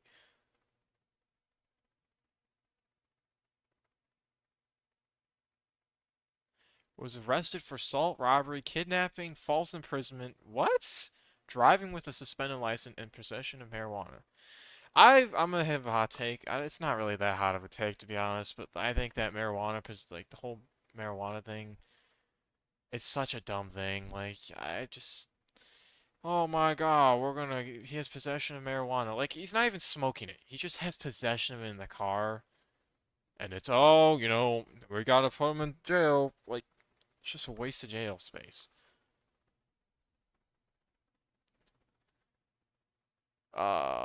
He was charged with drug possession. In addition, more severe crimes. Was arrested for possession of less than 2 pounds of marijuana. So drugs, cool. Assaulted a young woman. The woman reportedly accompanied him to his hotel room after a show at the nightclub. After entering the room, she said the rapper ripped off her clothes, bit her, and raped her. Okay. Okay. And he was charged with that, so, yeah, not a good look. Oh, and weapon... Dude, literally, like... Oh my God, this is all happening so fast. Look at this. This is like a couple months apart. Allegedly seen buying marijuana from a drug dealer. Then he got in his car and drove away. He threw a gun from his car, and after recovering the gun... Oh, he was a felon? Oh my God. Why? Why would you ever... Okay, why would you throw out your gun? I guess that makes sense, though. I mean, you could just hide the gun in your car, realistically speaking. I guess, but well, I mean, honestly, if you're bringing a gun out in public, you're probably not hiding in the car before you go out because that'd be stupid. Mike Tyson on crimes. I mean, yeah, these are crazy crimes. I'm not gonna lie. Um, the whole marijuana thing, like I said, I think like, oh, buying marijuana from a drug dealer. I mean, the drug dealer part, yeah, it's a problem. Well, how about you go after the drug dealer? Did they go after a drug dealer? Unless the drug dealer was like, in on it and was actually what was it called? I forgot what they call it. They work with the cops. I don't know. So literally 1 month later. So these are like in less than a year, he's been arrested for like major crimes and like 5 or 6 times. Open warrants related to the previous charge of false and permanent. While I was in jail for his arrest, outstanding warrants for the. Okay, so that's not really house arrest sentencing. 5 years of probation, 1 year of house arrest. He was ordered to complete community service, anger management.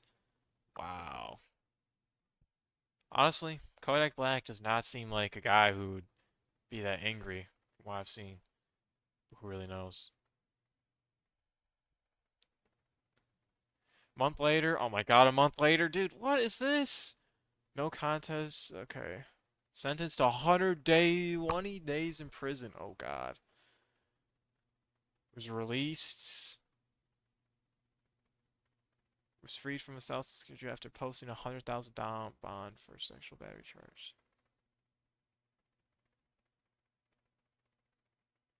Oh, he's gonna clear his name in the future? Yeah, we know he's lying. Oh, that's a diabolical photo.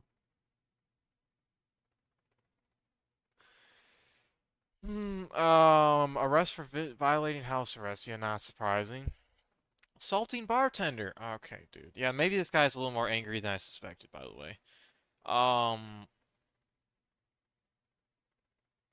Okay, so... Oh, so he wasn't even formally filed, like, no charges were filed against him. That's crazy. Embroiled in a number of legal issues? How? Like, in a 1 month period, bro. He's accused of grabbing his anger management counselor by the arm. She reportedly asked him to leave because he was intentionally disrupting the session by burping repeatedly. Bro, what is that? Bro. 5 days later, he was found guilty on 5 counts of violating his house arrest. He was sentenced to 364 days in prison. Make that a year. Why would you make it 364 instead of 365? With possibility of early release if he completed a life skills course. He was released after 97 days. This guy, I did not know he's went through this much prison. It just keeps going. Like, oh my god. Holy. Child neglect. Oh my god. Arrest for weapons, drug possession, child neglect.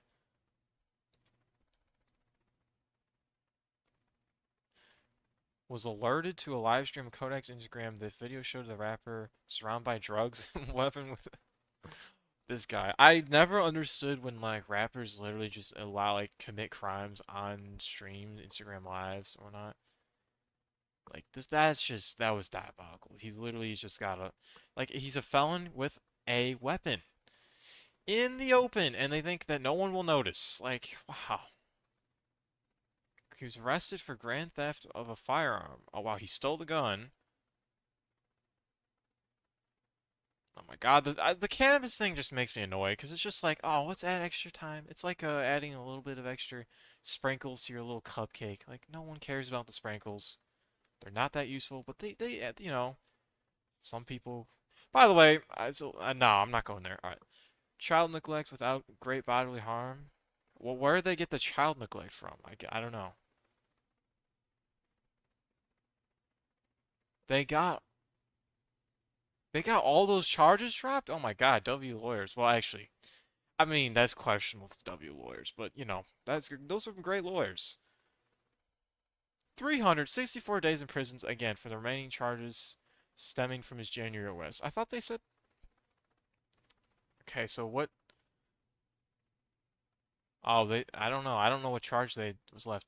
He got credit for 90 days of time served jail while awaiting trial, so he was released in August of that year. During the in jail, he seemed to be trying hard to turn his life around. He earned a GED, changed his legal name to Bill? K Capri and even tweet about writing a book. Okay, that's interesting. It was real. He's also let off probation, truly cementing his freedom. That's crazy. With this type of history, he's just free? Like, what? You mean for... Oh, and it took a whole year for him to get arrested. Weapons possession.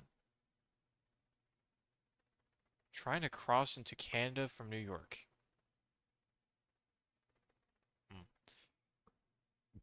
Alright, plead guilty, federal charge. Okay, yeah.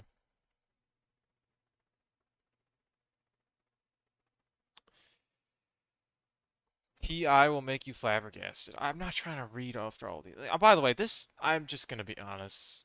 This is horrible hairstyle.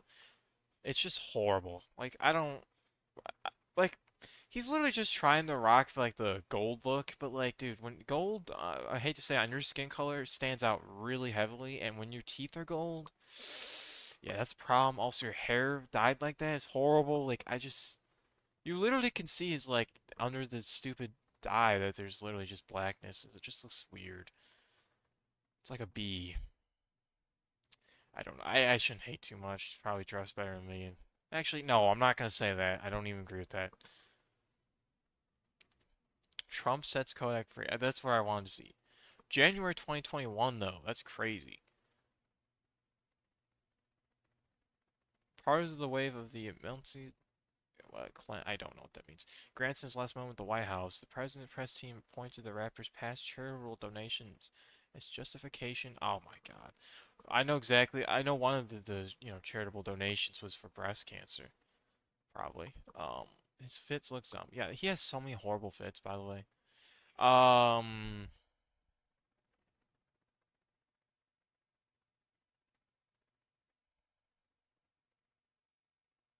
his song Last Day In, released shortly after he was discharged from prison. Yeah, I don't get how people be releasing music from prison. Trump just freed me about my favorite president is on the money. Okay. Sexual assault case? Oh my God, bro. He just goes more and more, bro. Come on. Oh, it was from 2016? Oh my God, it's still going?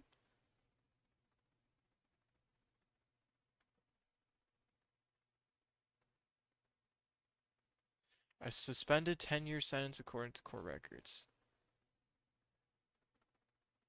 I apologize this happened. Hopefully we can all move forward. You later posted on social media about the resolution of the case saying, I ain't have to come off no money. What?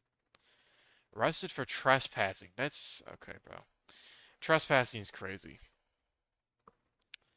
Claimed in a police report he's been in a housing complex despite having been banned from the property. That's crazy. Okay, so that's why it's trespassing. I don't know. When I think trespassing, I don't think about that. I think more of like, oh, I'm walking into an abandoned factory or something. That is a private property. Okay. Shooting was shot in the leg in California after a fight involving members. The entourage broke out near a restaurant where pop singer Justin Bieber was having an after party. God, I've literally never heard of this at all. He was shot in the leg? 3 others were injured in the shooting. Oh, wow. He went #2 on the Billboard 200 chart with his album? Wow. That's crazy.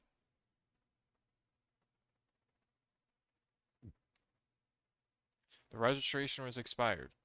Oh my God. Wow, that sucks. Troopers smell a strong odor of marijuana. Yep, great, great, great. They found 31 oxycodone pills.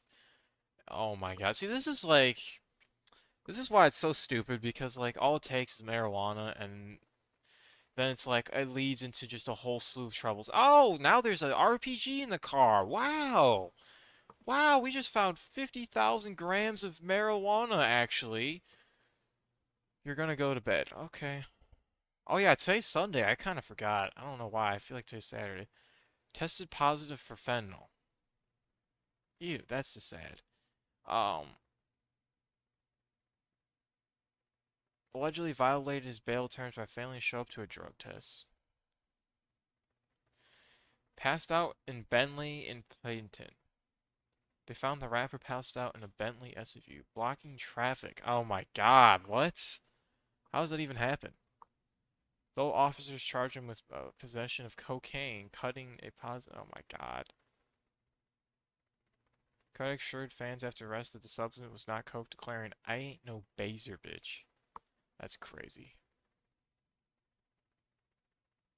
He had a valid prescription of the painkiller. What? Okay, that's crazy. The lawyer calls it a case of disgusting abuse of power. Yeah. About that. You can't... Bro, if you're taking drugs that are prescribed to you and they literally make you pass out in the middle of traffic, blocking traffic, dude, I'm sorry, but, like, yeah, that's not abuse of power. That needs to be investigated. And this whole thing, I don't know why that's dropped. It seems very suspicious. Released from jail. Was released... Wait, why was he in jail? I don't even know. This whole thing is so hard to keep track of. December 2023 arrest. Oh, he got arrested for that? Oh. A Miami judge sentenced him to time served for the violation of Codex was free making. He was reportedly expecting his son to be born the same week. My god. Imagine, oh my god, imagine, like, being born and your father's in jail. That's a crazy life.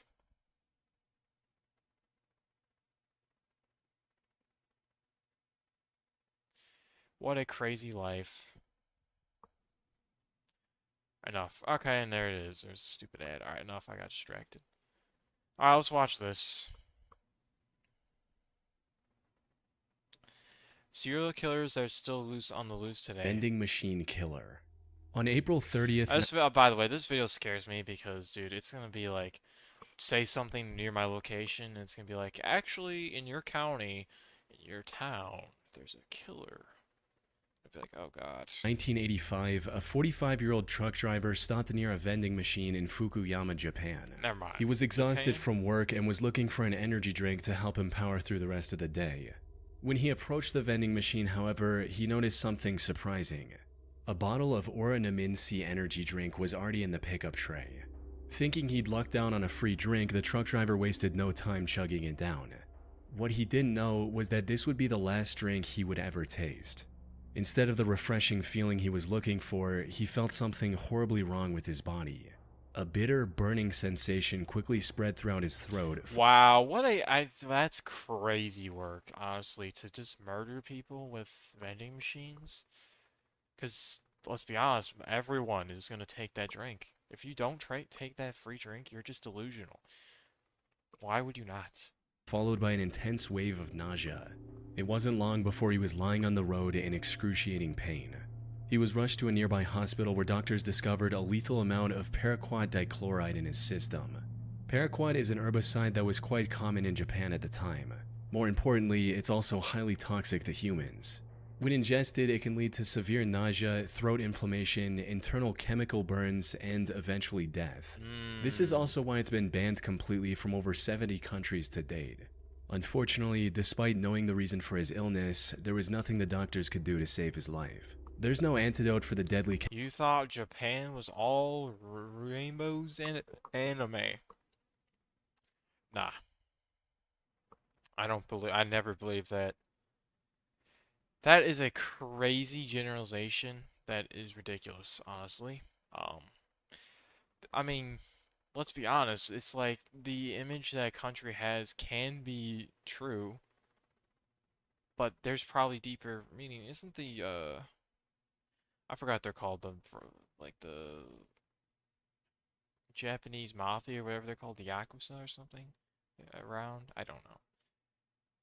Chemical today, let alone back then. So, after hanging on to his life for a month, the truck driver passed away on the 30th of May 1985. At first, investigators assumed that given the nature of his work, he might have accidentally encountered the toxic substance while on duty.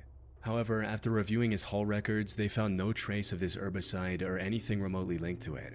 This left them with only one conclusion: the chemical was mixed into the drink he consumed. How do they know he had the drink? Just moments before collapsing in agony. But with no leads or concrete evidence, they couldn't determine whether it was a murder or self-inflicted act, resulting in the case getting shelved for the time being. Now, while this might sound absurd today, you have to understand that paraquat was readily available in the country at the time. You didn't need any prescription or identification to purchase the chemical, leading to over 1,400 people using it as the poison of their choice in 1984 alone. In other words, the possibility of it being self-inflicted was just as high.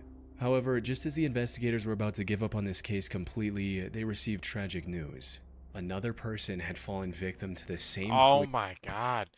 If you're a killer, why would you ever do this method, bro? Because isn't like the whole reason why people like killing is because they're psychopathic or whatnot, or whatever the word is, and they just like they get this rush from killing people, and you know they feel great when they do it. Why would you ever do it in the way where it's like you can't even guarantee you'll see them die? Like you're just, oh, I don't know, you just, oh wow, someone random's gonna pick it up and die, but I will not see them die until like another week from now. And they're gonna be in the hospital, so I won't know about it. Like, that's just stupid. Why would you ever do it that after way? consuming oranaminsi on the 5th of September. Then another 6 days later, and one more 2 weeks after that. By this point, it was clear that someone was deliberately poisoning vending machine drinks across Japan. This was the work of a deranged serial killer. Unfortunately, this supposed killer was also extremely thorough.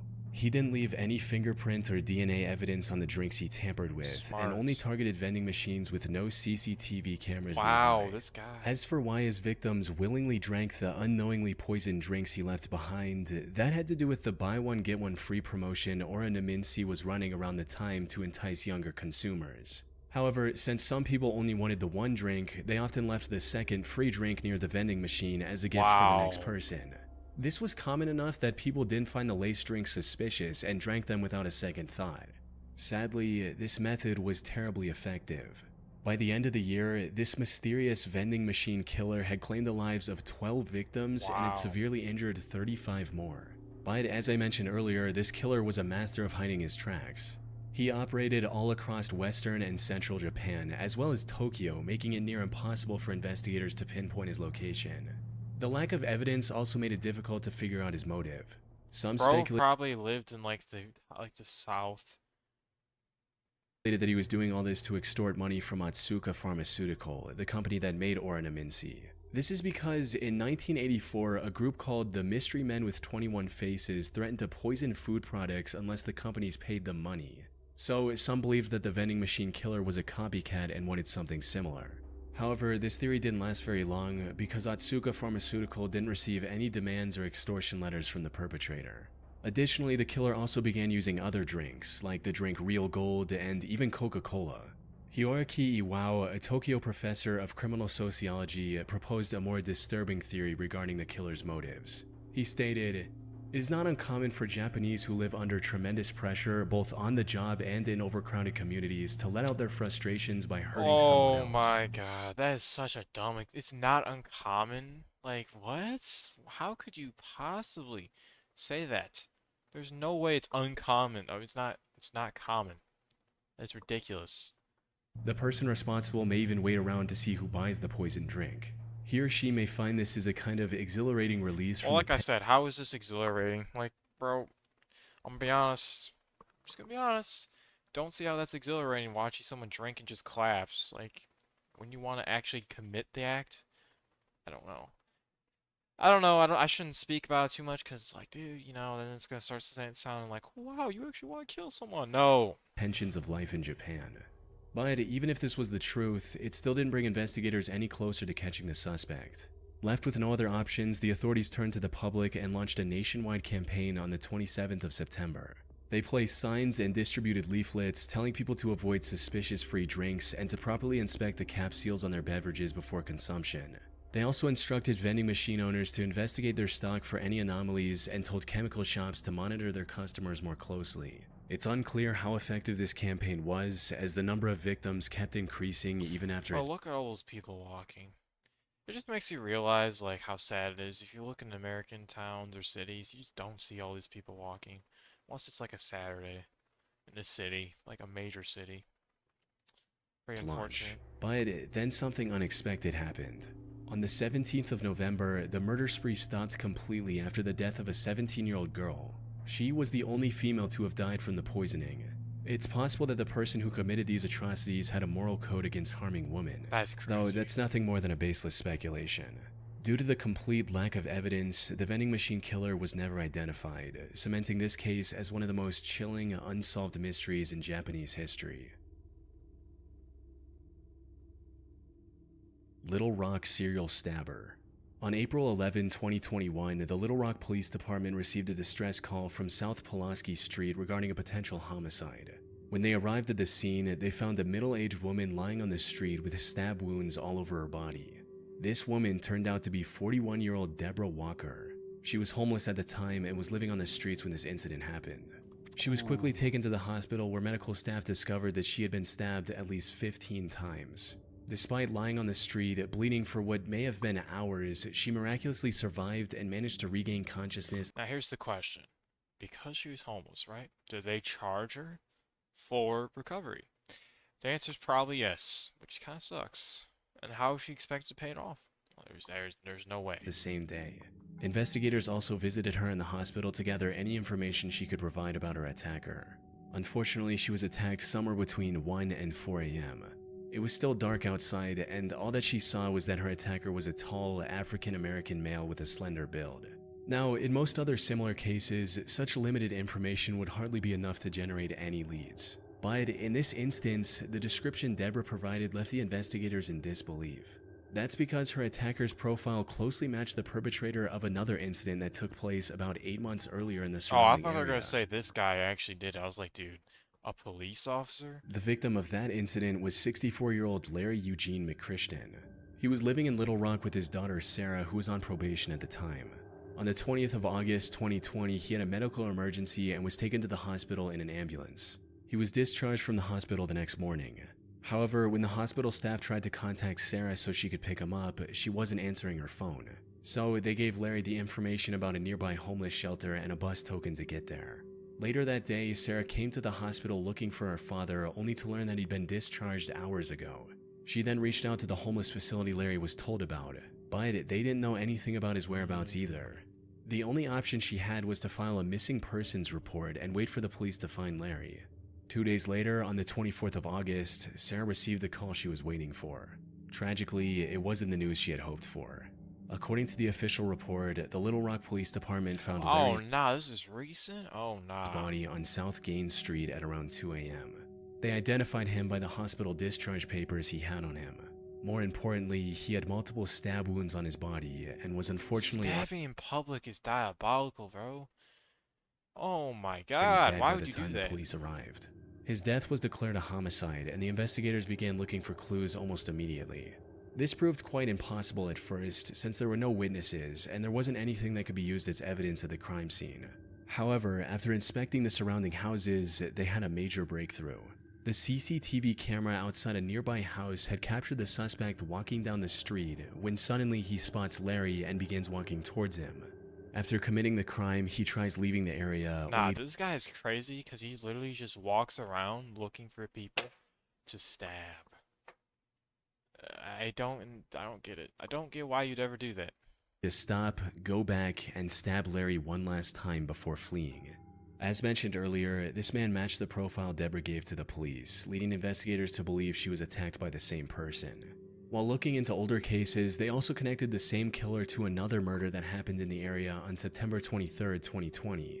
The victim of this incident was 62-year-old Jeff Welch, another homeless man who was living in an abandoned... Bro, why is all homeless? Bro, what? What has he got against homeless people? Well, this is the killer, I should say. I shouldn't say he. I don't know. On the morning of that day, Jeff's friend found him on the porch of his house with a stab wound on his neck.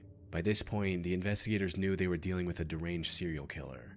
However, just as they uncovered the connection between the three attacks, another tragedy unfolded. On April 12, 2023, a day after the attack on Deborah Walker, another one of his victims was found on the Wright Avenue overpass. The only thing in common with these 4 attacks was that they all involved homeless individuals, and they all happened between 1 and 4 a.m. There seemed to be no clear pattern on how the perpetrator selected his targets. This left the Little Rock community terrified to leave their homes, fearing they might become the next victim of the serial killer on the loose. After realizing the potential danger of the situation, LRPD began spreading awareness about the man who is now being referred to as the Little Rock Slasher. They also turned to the public to ask for any information they could provide on the matter, and even announced a $20,000 reward. We also need your help. I'm not gonna lie, with that type of reward, I'd be out in between the hours of 1 and 4 a.m. just looking for the man, you know? Because imagine imagine getting information, getting $20,000. All you have to do is just drive around, you know, for like a month. Can't find anything at that point, you just wasted time. Oh, that's the problem. Do you want to waste time realistically? No. I'd still do it though. $20,000 great. If you have seen anything suspicious or have surveillance cameras on your homes or businesses in this area, please contact us at 501. Unfortunately, despite having CCTV footage of the suspect, the Little Rock Slasher was never caught. The case remains a mystery to this day. Or at least that's what the official reports say.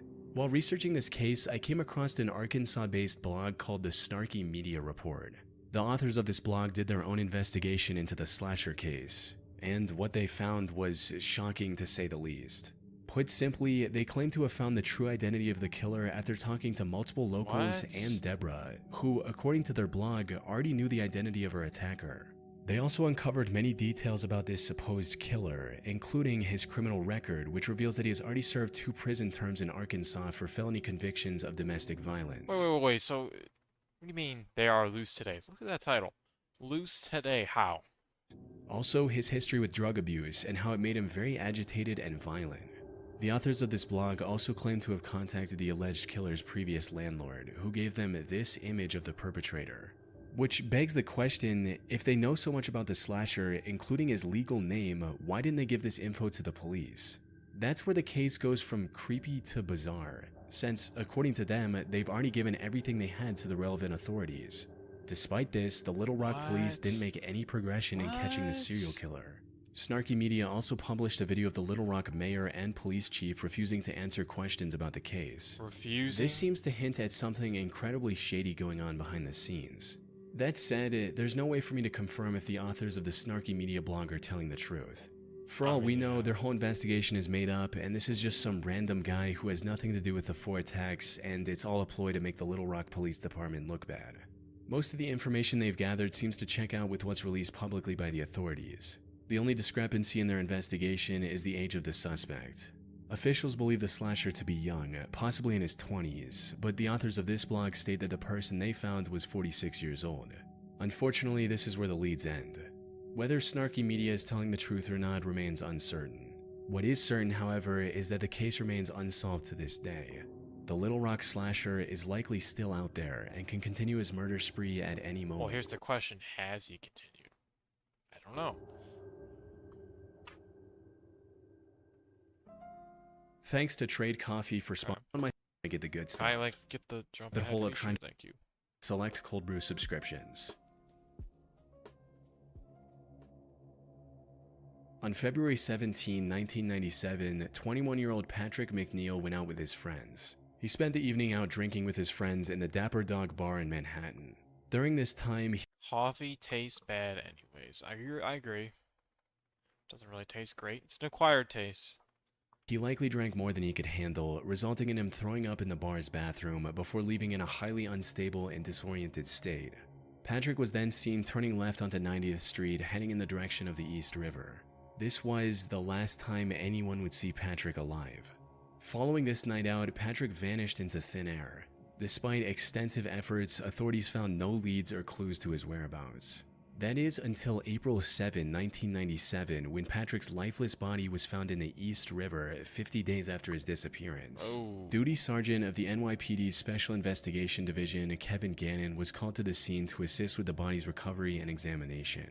Kevin had been a seasoned detective for years, and by this point there was little that could surprise him. However, the circumstances surrounding Patrick's death disturbed him to his core. The more he looked into it, the more strange the situation became.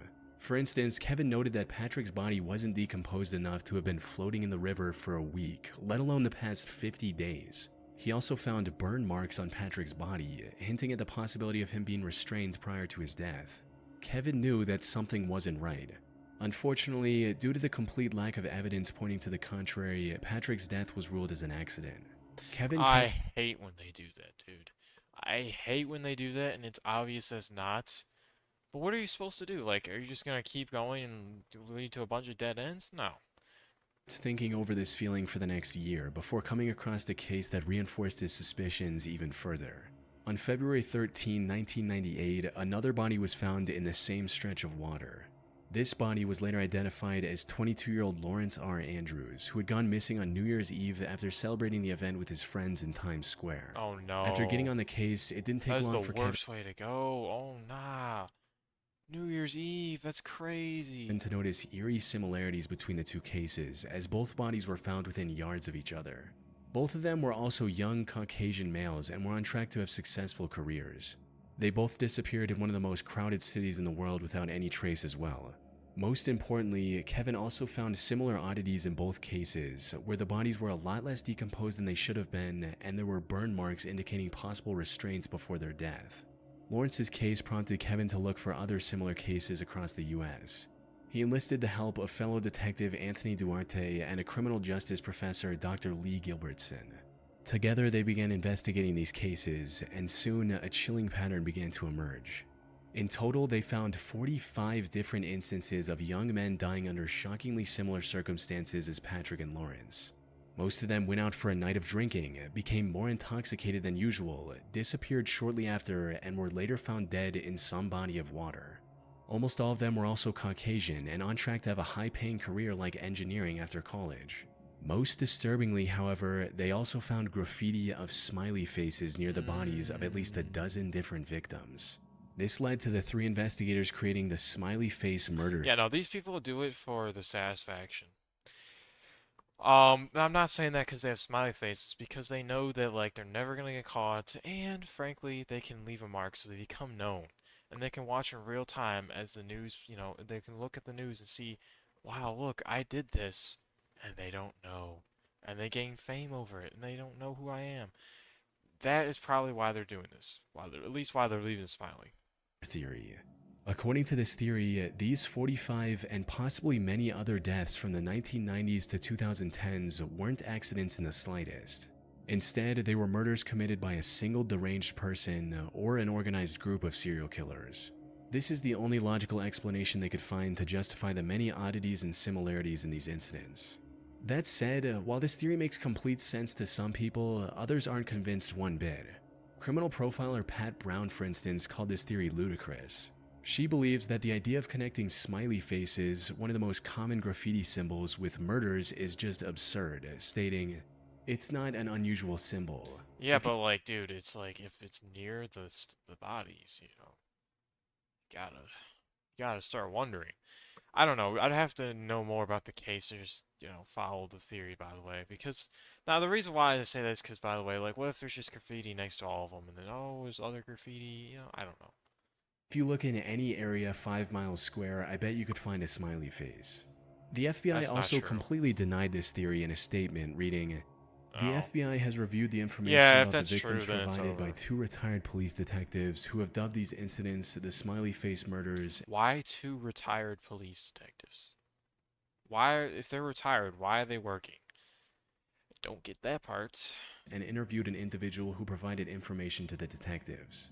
To date, we have not developed any evidence to support links between these tragic deaths or any evidence substantiating the theory that these deaths are the work of a serial killer or killers. The vast majority of these instances appear to be alcohol-related drownings. However, despite these setbacks, the 3 men have stuck with their theory. They're still working on finding evidence to back their observations. That said, if their hunch is correct, it would mean one of the most wicked serial killers in American history is still at large today. I-70 Killer. Robin Fuldauer was a 26-year-old Indiana University graduate who was working at an Indianapolis Payless shoe source store near I-70 in 1992. The 8th of April was supposed to be her day off. However, just as she was getting ready to relax at home, the employee who was supposed to man the counter called in sick. Left with no other options, her manager called Robin and told her to cover the shift instead. Robin wasn't very happy about this emergency. Yeah, that's the type of stuff that makes a man furious, you know? Oh. shift change, but she reluctantly agreed, arriving at the store at 10 a.m. and starting her shift hell as no, usual. bro. Unfortunately, her day was about to get a whole lot worse. Everything seemed normal until 2 p.m. when the manager called the store for a routine check. To her surprise, Robin wasn't picking up the phone. She kept trying for a few minutes before giving up and calling the Speedway gas station neighboring the shoe store. One of the gas station employees, a friend of Robin's, went to the Payless store to see if she was doing okay. However, what she found inside left her confused. The store was in slight disarray and some of the shoes were missing from the shelves. The cash register was also open and there was no money in it. Most concerning of all, there were no signs of Robin anywhere. Her friend called out Robin's name, hoping she was just in the back and would respond. But when she didn't hear anything... You know, this would make for a great horror game, by the way. You enter a building looking for someone who, you knows supposed to be there. You walk down the aisles, it's, there's nobody. And then one of the aisles you walk by and the killer pops out behind the aisle thing and, jump scares you. Boom. Like just imagine playing a game where you're walking in just a quiet, disarrayed, store. That would make for an interesting experience. From Robin after minutes of standing in the store. You can program that. Well, yeah, but the problem is that's like a 5-minute game, max. Realistically, it's a cool concept, but what am I supposed to do after that? Oh wow, I don't know. I guess it would be. I guess it's a good place to start. I don't know. Just practice jump scares or whatnot. Make a sequel is crazy. She became worried and called the police at around 2:20 p.m. The cops arrived within minutes and began searching the store for clues on Robin's whereabouts. And it wasn't long before they made a devastating discovery. They found Robin lying in the store's back office, covered in blood. It was already too late. During questioning, an employee from the store across the street claimed to have seen a strange man loitering around the shoe store a couple hours earlier. According to this employee, the man sat on the curb for about a half hour, rifling through his bag and staring at the Payless store. They then saw the same man a few minutes later trying to hitch a ride back to Interstate 465, which was about a quarter mile from the store's location. Yeah, honestly speaking, I hate to be that guy, but there's no way I'd ever let someone get in my car they don't know. You always wonder, what? Imagine, if you're stuck on the side of the road, you need someone to drive you, for example. Right? You would think, you'd think hope that people would be good to you, but there's no, you can't trust these people, bro. I don't know, that's just diabolical that someone actually let him get in the car. Unfortunately, they were too far away to get a good look at the man's face. Given the money stolen from the register, and without any other leads, investigators filed this as nothing more than a robbery gone wrong. However, they couldn't have been more wrong. Because just 3 days later, something similarly tragic happened to 23-year-old Patricia Smith. Bro, why does it look like she's wearing, white face paint? I don't get it. And 32-year-old Patricia Makers. The two were working at a bridal shop in Wichita along I-70. The incident happened a little past their usual closing time as they were waiting for a customer who had a pickup. When they saw a man approaching the store, they assumed that it was the customer. However, this man drew a gun on the two after entering the store, took them to the back, and executed both with shots to the back of their heads. As the killer was leaving the store, he crossed paths with the actual customer the girls were waiting for. Without hesitation, he aimed his gun at the man and ordered him to head to the back of the store. But the customer defied his command and ran, narrowly escaping with his life. What? He later helped the police draw a sketch of the killer. Wow. Unfortunately, the sketch didn't provide much of a breakthrough. By this point, the authorities were certain they were dealing with a serial killer, but despite their efforts, the killer's spree continued. By May 7th, he had taken 3 more victims in small, low-traffic stores along the I-70 highway. By the time investigators managed to compile a few more sketches, the I-70 killer stopped his quest and went into hiding. That is until 1993, when he claimed 3 more victims along I-35 in Texas. He tried to hide his identity by changing his weapon, but the investigators were quick to notice the similarities. One of his victims, Vicky Webb, also managed to miraculously survive after getting shot in the neck. If he were ever caught, Vicky's testimony would have been crucial in bringing him to justice. though the I-70 killer was never found, and the case went cold for nearly 3 decades. However, then, in 2021, investigators released CCTV footage of a murder that happened in 2001. The suspect in this footage looks strikingly similar to the I-70 killer sketches, potentially giving authorities the lead they need to finally catch him. It's likely only a matter of time before he runs out of places to hide and is captured. But for now, Bro, but like he's so old now, like dude, he's probably gonna look so much different. Also, you could just go bald, right? Like, I don't know. Like, this footage is so grainy that you really can't... I don't know. He's still out there, evading police and leaving the case unresolved. We can only hope he doesn't take any more victims in the meantime.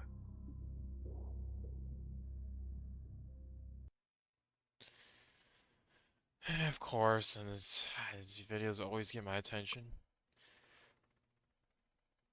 It's 2021, the year that CTT... quality like that? What? No, oh, but no, okay, no. Basically, it was from the footage was released from 2001, is what he said. In 2021, which I don't know why it took 20 years to release the footage. It's kind of diabolical. I'm not gonna lie. I don't know. Yeah, I mean, none of these actually spooked me that bad, mainly because like, I don't know. I mean, it's first off, none of them were near my area, and second off, like, I don't know.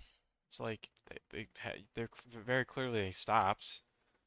So yeah, is it scary that there's someone out there you can meet that potentially, you know, could be a serial killer, and you don't know? Yeah, it's scary, but like odds are you're not gonna die to one. Let me see. What are you run into a serial without knowing? Of course, Quora, really? There are 25. Why am I reading Reddit though? I'm not gonna read Reddit. I don't know. Let's see this. This is 2025. The average person walks past 36 murderers in their lifetime.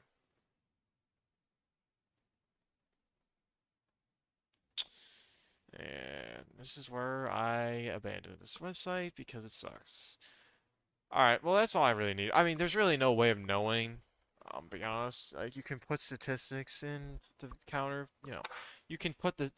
I mean, they got the number based off of the amount of, you know, serial killers that have been caught, right? Or, you know, amount of serial killers that are not caught, you know, and they added that up and then, you know, based it off, you know, population, right?